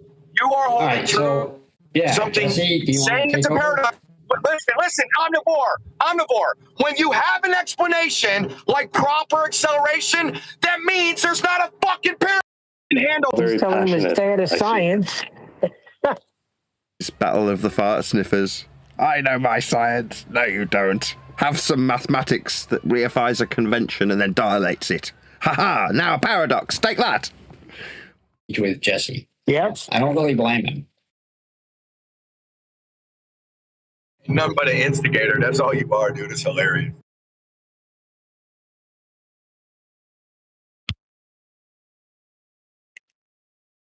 Are you there, Nathan? Yes. Yes. You up for a quick little debate on Earth curvature? Sorry, a debate on a derivation from linear distance measured with respect to Earth's surface. That's not a debate. We would require linear distance measurements in miles to describe it from. So are you in or are you not in? Did you hear my response? Shall I repeat it a second time, Jesse? Are you deaf? It wasn't really a yes or a no, Nathan. Did you hear my answer or not? Really? I heard the patter of little. I'll repeat it at the risk of being interrupted immediately because you seem to have non sequitured away from my response. Curvature would be a derivation from linear miles. Therefore, ergo, it is not a debate. We require linear flat Earth mile measurements. No debate. Second time.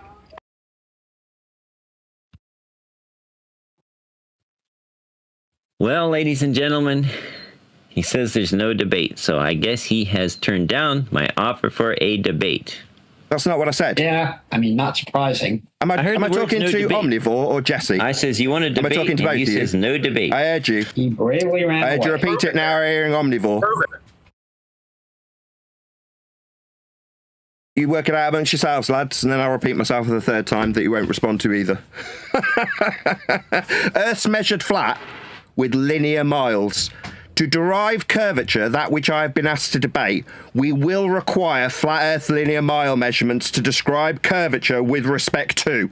Curvature would be a deviation from the horizontal, and if we're talking about Earth measurements, we will describe that with respect to miles. The miles measured will be flat. That is the third time I've explained why there is no debate. X3, 3 times. Well, I think it's quite clear that unless you deny plane trigonometry, that an object that is higher than the observer should appear at an upward slope angle regardless of the distance. Sorry, right? Higher, as in a measurement from sea level in the perpendicular. We'll need a flat Earth for how high we are, Jesse. To measure our altitude is to measure how high we are with respect to sea level. A measured flat Earth average, also utilised in prerequisite, demonstrating X4. There is no debate. You require your height off a measured flat plane of reference called sea level. There's Omnivore again. It seems like it's 2 against 1 when I pull Jesse's pants down and point out that his utilised altitude that is measured, I'll say that again, measured from sea level perpendicular to a plane of reference. X4, no, my bad. X5. Jesse, there is no debate. You just used a flat Earth prerequisite description of altitude. Do you understand why there is no debate, given that you've just used altitude from sea level? there's no debate because you're afraid of the evidence. Right. That You much just understand. used altitude from sea level. There is no debate because you measured Earth flat for your altitude. Omnivore, is there any chance while I'm having this discussion with Jessie that you suggested that you shut your mic? Or are you just there as a wingman for this guy as he gets battered? He's using elevation from sea level, Omnivore. He doesn't need your interrupting me whipping his ass with his own use of flat Earth measurements when I repeat for the 6th time. Distance is linear to derive curve from. It's measured with respect to Earth's surface flat. That's what a mile is. That's 5 times. The 6th repetition being the altitude used by Jessie is a measurement of a flat Earth perpendicular to sea level. So, Jessie, how do they taste, you dumb fuck? Well, so the problem here is all that stuff you just mumbled out doesn't make any sense to anybody. And the fact is, I present evidence of a mountain that's, say, 6,000 feet taller than the one I'm on, appearing below eye level. I present real evidence, real videos, and all of your loyal fans have got no answer as to how what I'm seeing is possible on a flat Earth, and that slop you just spilled doesn't explain it. So we're waiting on you to explain how it's possible on a flat Earth for a mountain that's 6,000 feet higher than me to appear below me. Right, so it's measured. Let me know when you're done. Do you repeat it now? I'm hearing Omnivore's voice. Shock and awe. Second time I'll ask Omnivore politely to shut his stupid fucking mouth while I respond. Meanwhile, Jessie, the altitude of the mountain with respect to you is described and tied to a common reference of a flat Earth plane called sea level. That's the altitude of the mountain measured with respect to sea level. That's what altitude is, perpendicular to sea level. Now, I've said that 3 times, you pathetic little bitch. If you're going to describe how high the mountain is, you can only describe its altitude with respect to your altitude from a common reference, 4th time, called sea level. Now, what you've done is insulted me and said that that's a load of drivel when I'm literally beating your own face in with your own dumb fuck use of flat Earth prerequisites measured from sea level for the mountain's altitude, you stupid, retarded man. I'll repeat it for a 5th time, you dumb fuck retard ball cuck. So you measure altitude from. I got white knight bitch Omnivore being told for a 4th time to shut his dumb fuck mouth while Jessie giggles through the top of me like a little girl.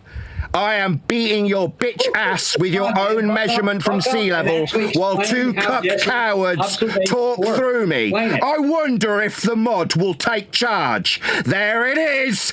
Omni bitch has been muted because he can't shut his fucking mouth while I rape Jessie. Jessie, 5th time, you fucking coward retard. You measure Earth flat from sea level for the altitude of your mountain. Also, ancillary to your use of a flat Earth prerequisite perpendicular to sea level for the mountain's altitude, you used a prerequisite parallel eye level, you fucking flat Earth using retard. Eye level, you say? What, parallel with sea level, you dumb fuck retard who needs linear miles to derive curve from? That's 6 times. Notice how we are still not debating. I am fucking telling you how you dumb fuck retard spastic, measure Earth flat from sea level for mountain height and derive flat Earth prerequisite parallel eye level. You dumb fuck. Well, that's probably where I'll round it out. My apologies for the strong language. It will get worse. But that's me being the Jessie, Path of Light. Hope you all enjoyed it. But when you measure it flat, it Just shows their contradicts ignorance. that. I'm spitting flat facts and that. And I know you don't like that. Google Google Maps is flat, it presents elevation profiles like that. I'm a spitting flat earth king. Sentence has a ring, doing my own thing. If earth was a big roast chicken, factually finger licking chicken. We just got the measurements missing. I'm spitting eggs and begs, begging the question lesson. I've said it before, time after time. I'm the spitting flat earth king of rhyme.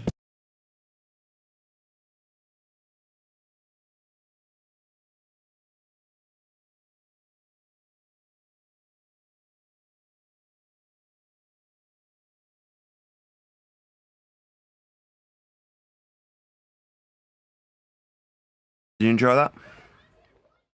Yeah. That was good. It shows their ignorance. I was just saying.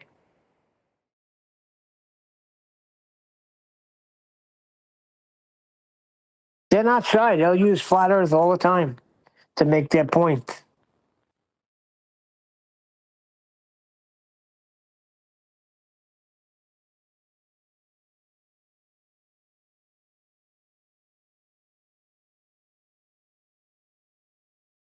Right, we'll do a bit more tomorrow.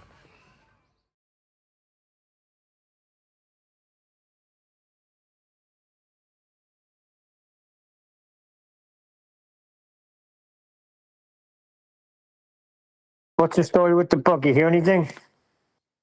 No, I can look now, though. Just give me a sec. I'll see if he's emailed me.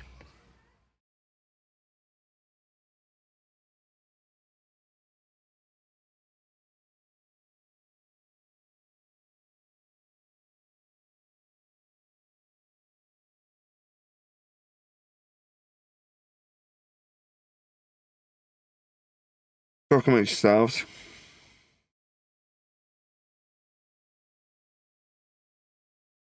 I did get that stuff in the mail from that lady. I got, let me see.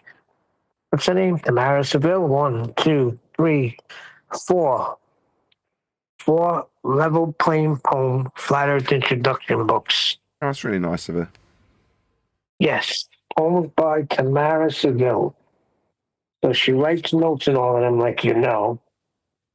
So this one says, welcome to the beginning of my flat earth journey, of which you have played a large part. I have been watching to you guys since I've been listening to you guys since early 2022, and I referenced Nathan and Flat Earth debate. So it's hard to read. In each of my FE poem books. Okay, that's good. You and your slight New York accent helped me get my Brooklyn born and raised husband to listen to FED. Thank you. And she's cool. Very good. Appreciate it. When should I start reading them?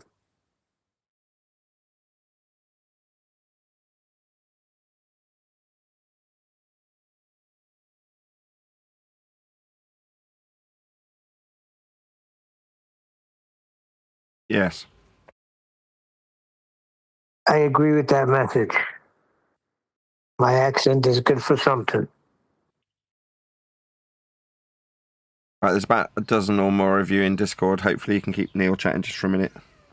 By the way, I got a little issue about what happened Saturday. Now, Arsenal was playing the team, the refs, and the fans. It was 3 against 1.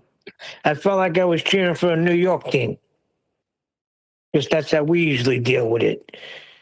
It's always 3 against 1. The refs, the fans, and the team. Freaking French. Is this related to flat Earth at all, Neil? Yes, they were playing on a flat soccer field, and they were kicking a ball, and that ball was major curve. So I'm thinking that it was because the Coriolis effect. That's why the ball was curving. Just because the field is described as level doesn't mean it's flat. You know, they have to build it in such a way so that it curves to the side so that drainage happens. So that field is level, but it's not flat. You're just a dumb flurf.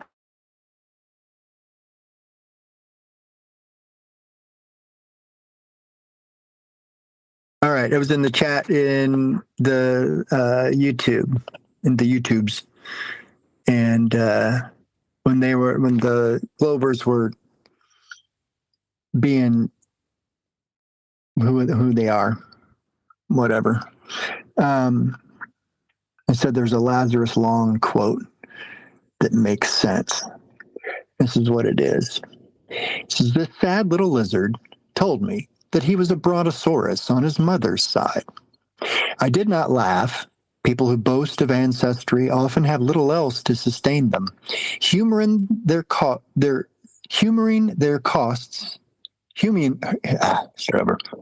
them costs nothing and adds happiness in a world in which happiness is always in short supply. Lazarus. So Globers, basically how that applies, Globers who are claiming about twin paradoxes and star distances and all this stuff they know that you don't know, and they're going to argue about it. And, oh, you don't know twin paradox, eh? Parry, lunge, poke. You know, they are the little sad little lizard who's claiming that he was a brontosaurus on his mother's side. Just let them be. Carry on. They have little else to sustain themselves, so let them have their little fantasies. But don't argue with them,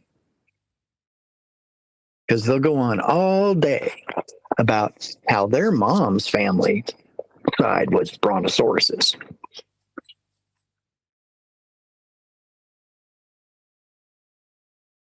I've done my part to keep up with the conversation. Obviously, Nathan's having trouble on technical ends, doing whatever he's supposed to be doing. I'm reading this, and I just noticed that she references Dave Weiss. As an outspoken advocate, Dave Weiss is one of the best, and initially describing this concept, which he has caused many distress. He gently explains this mind-blowing mystery after he went in kicking and screaming, but then the rest is flat earth history. She did tell me that be gentle with her. She's learned a lot since then, and it might be old rhetoric, so I won't be too hard on her. Think about it. How long has it taken this book to get out? Her book probably took several years, and during those years, we were all, I was listening to Whitsitt and Weiss and stuff like that. Well, she said 2022, so she gives a date when she came. Well, that's when when was the book published? I don't know. Was it say inside? Yeah, it says somewhere it's a work of fiction. Yeah. Well, these are poems. Right. I'm just saying timing's everything. That's why the timing of Nathan's book does need to be respected. The providence of when it comes out is when it's going to need to come out perfectly. The minute it comes out, then it'll start to be out of date. February 8th, 2025. Yeah, but she probably took, 4 years to write it. Most of it. I don't know if this is her in the back, but she's got like a little picture of herself. Oh yeah, Victoria, Bella. Level, the next level with me. Yeah, so cool. Very nice of her to send me books and $25 for my birthday.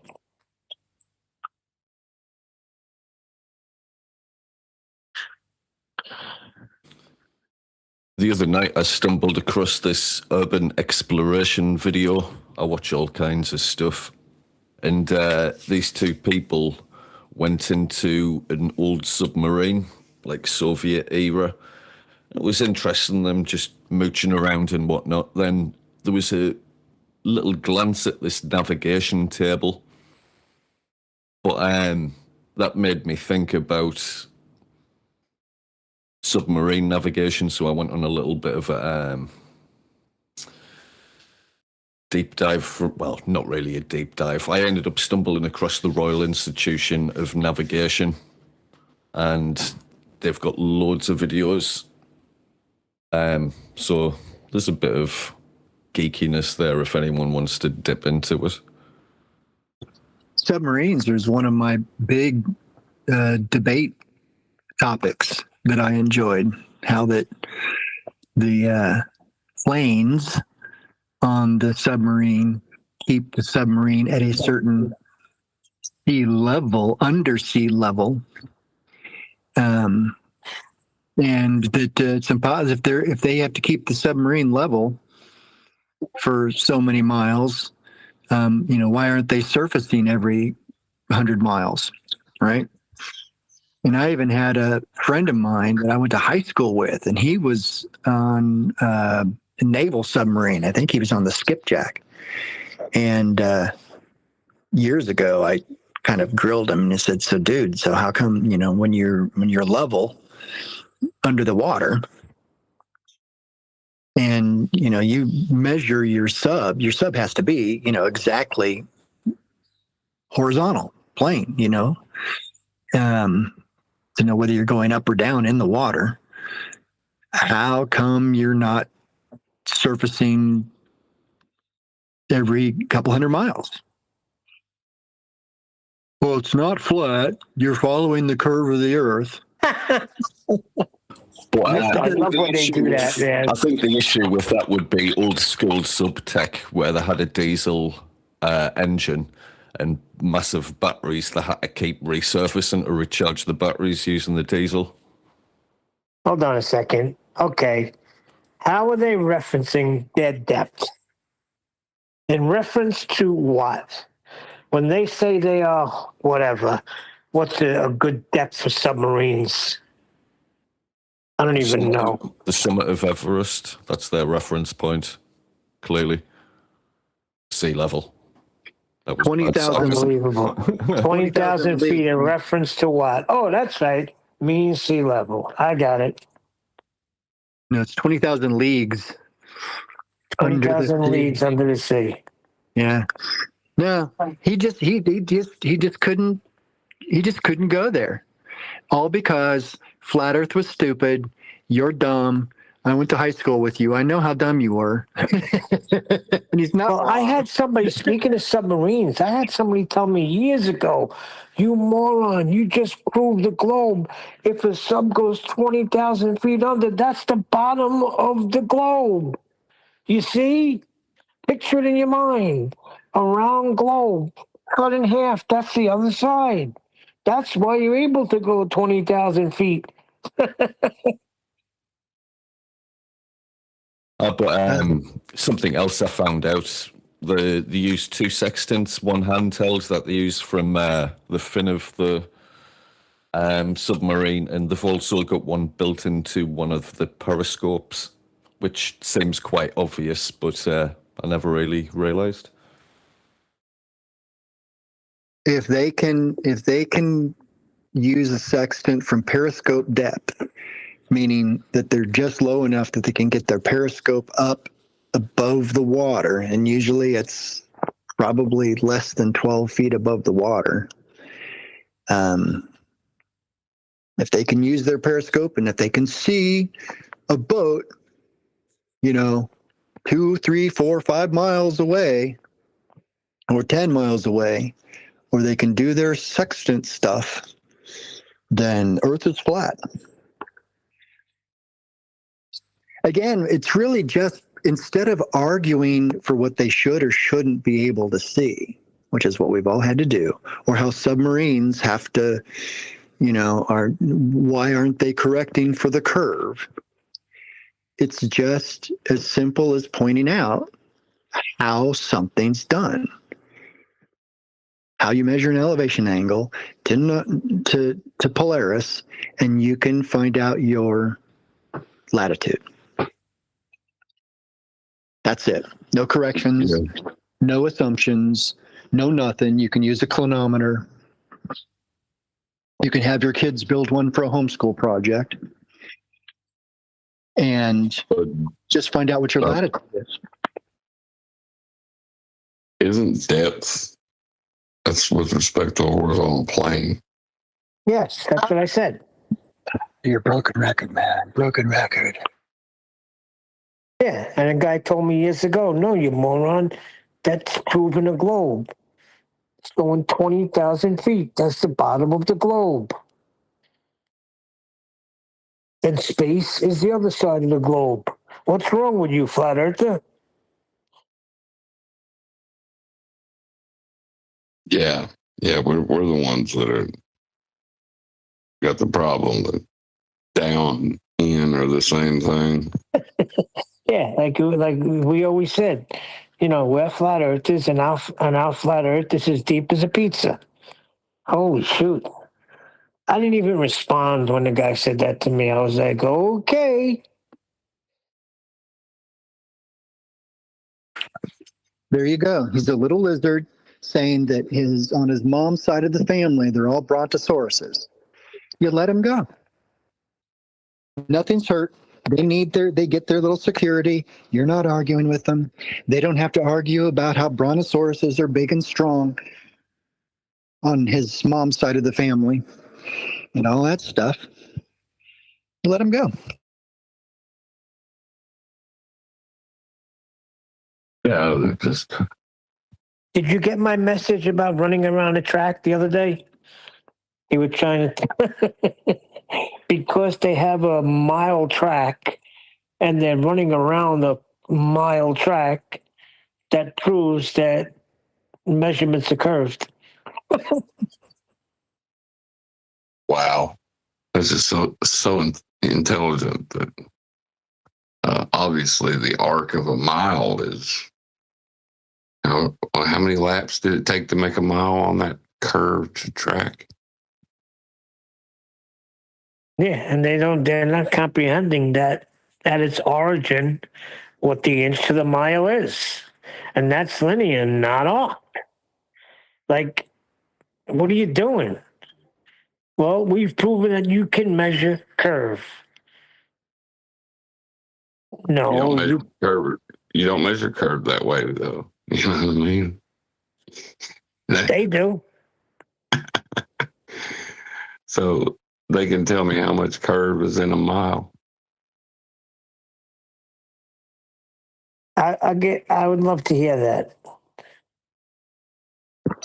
I think they're mainly arguing and bracing against the idea that miles are linear, straight, horizontal. Damn, don't you say flat, dude. But they are. They are, but that's what they're bracing against. And all they have to brace against it is, well, that's not a straight line. I can put I can measure circumference of a basketball. Gosh, I don't know why it is. I've seen more basketball memes this past week than I've seen all year. It's literally, it seems, what we're talking about. And then all of a sudden, fucking basketballs everywhere. This guy actually said if you keep going east, you'll come back around on yourself.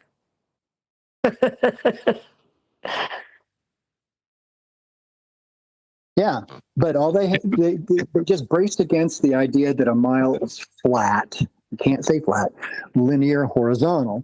And then obviously, you've got the mile long Indy 500 track or whatever, and that's got curves on it. So you're lion flurf, and that's the only thing they've got. And the smart ones of us going, well, we're talking about curvature here. And so it's not. They measure that track. Yeah. And it's not arcing. And you're saying it's just like the level water. Yeah, water's level, but it's parallel with Earth's gravity and the Earth's surface. That argument. That's funny because I didn't hear gravity come up at all the other day when Nathan was at when we were in Worldwide Debate, unless I missed it. I don't think anybody brought gravity up at all. I was shocked. You can't be parallel from a curve.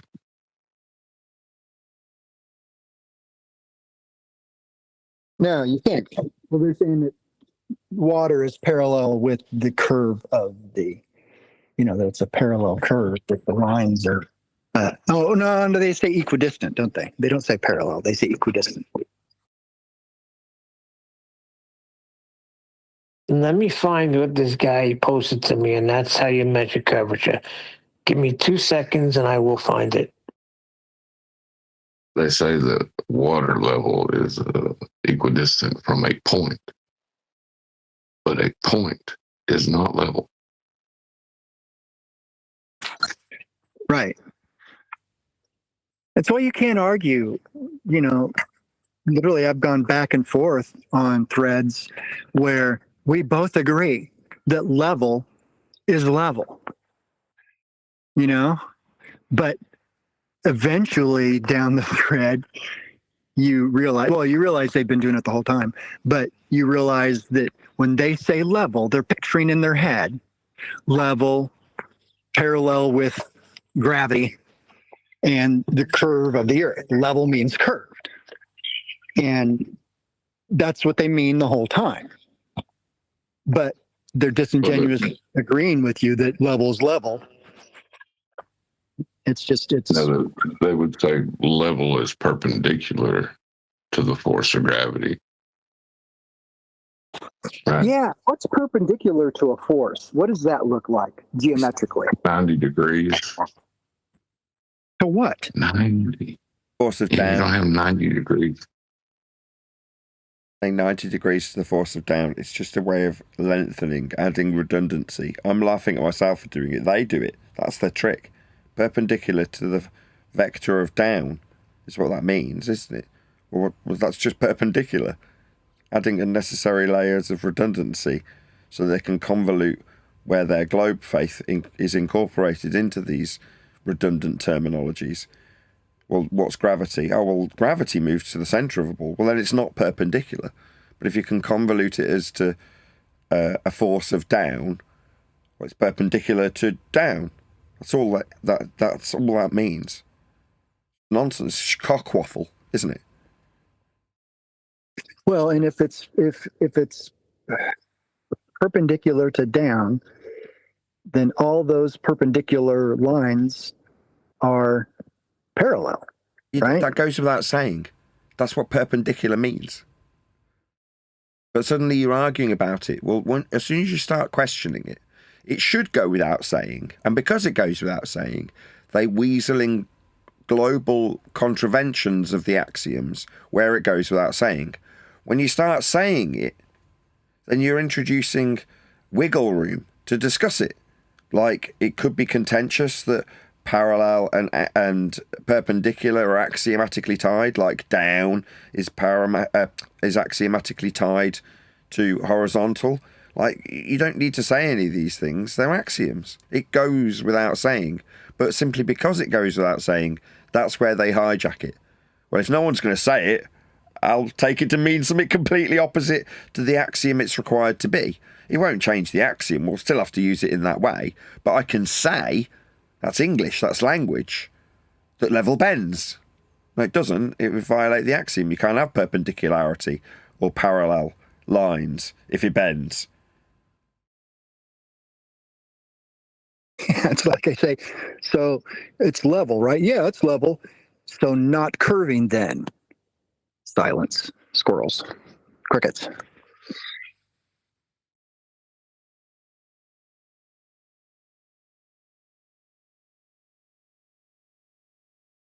It's because there's no argument. They have to accept that too to move forward.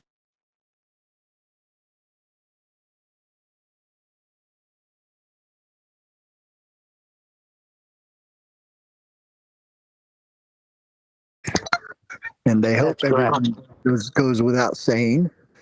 And when you go without saying it, then you can move on. So level is curved? No, it's parallel with the curve of the earth. So it's not level then, right? No. Let's move on. Talk about gravity. Level is deviating from level at the rate of level. It always cracks me up. What they're doing, if you say 8 inches per mile squared, which is a deviation from a rate that's level, the mile is the level that you've got linear and capable of being utilised for derivation with the squared function. Okay, so the squared function we derive from the level, that's 8 inches per mile squared, means that the level, that's the mile, is deviating at the rate of the mile, because the mile's now the squared function. So it's levels deviating from levels at the rate of level. That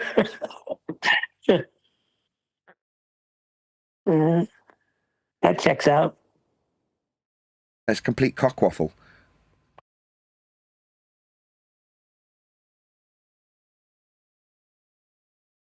But that level is following the curve of the earth, like water. No. No, it axiomatically must be a horizontal plane to acquire elevation angles to presuppose you could have a curvature of Earth. Refracted, it got so bad there the other day that they actually said north is up and south is down.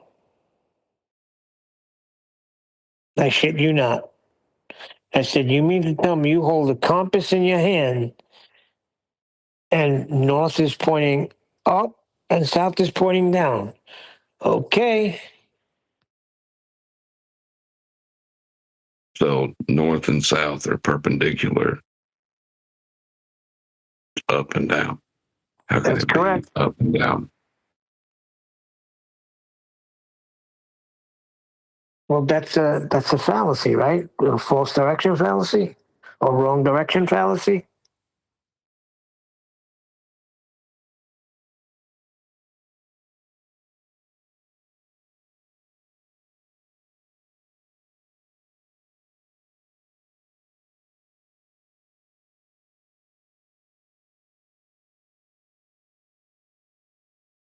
I feel like. Go ahead. I was just going to say, as long as you say it with gusto, you know what I mean? And disdain in your voice, like you're having to explain it to a child, people will believe it. I firmly believe the compass itself should be penny dropping to everybody.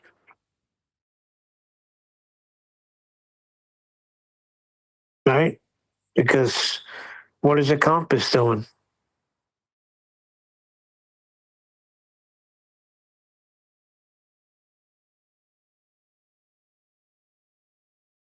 When you hold it level, it helps you find north. And that it will not break through the glass and start pointing up, will it?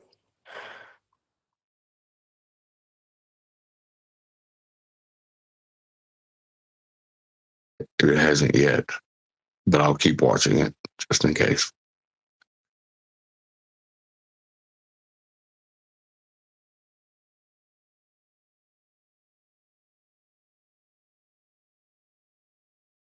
Another fun fact about compasses, submarines use gyro compasses. I wonder why that would be.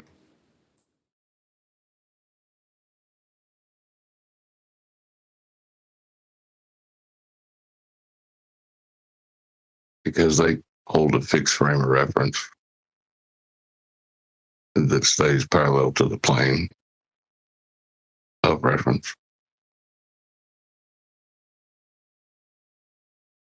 Bingo.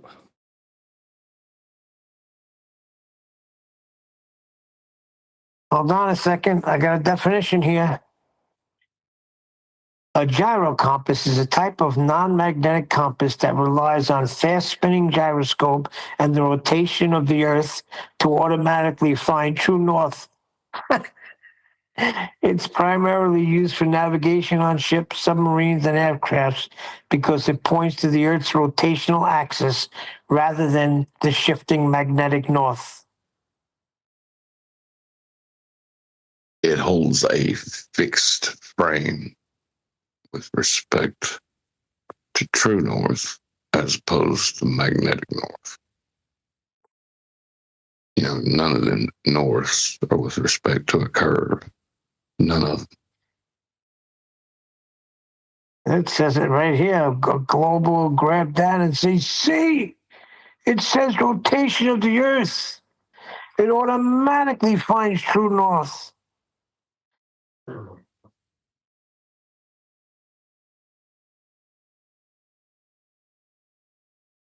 Rotation with respect to what plane of reference? Oh boy. Oh dear. It utilizes an electrically powered gyroscope that spins at every high speed. Once spinning, the gyroscope strongly resists any changes to its orientation. The Earth's rotation. As the Earth rotates, gravity and friction forces, in parentheses, is often managed by Mercury-based mechanisms, cause the spinning axis to adjust, forcing it to naturally align itself parallel to the Earth's axis. This is a load of bullshit. A parallel is a flat Earth axiom. Oh dear, I missed that. Anyway, with that, I'm going to say another huge, massive, enormous thank you to both Discord and G Plus panels for making today's after show possible. I've been Nathan Oakley, and I'll see you all in the next video. But when you measure it flat, it contradicts that. I'm spitting flat facts and that. And I know you don't like that. Google Maps is flat, it presents elevation profiles like that. I'm a spitting flat earth king. Sentence has a ring, doing my own thing. If Earth was a big roast chicken, factually finger licking chicken. We just got the measurements missing. I'm spitting eggs and begs, begging the question lesson. I've said it before, time after time. I'm the spitting flat earth king of rhyme.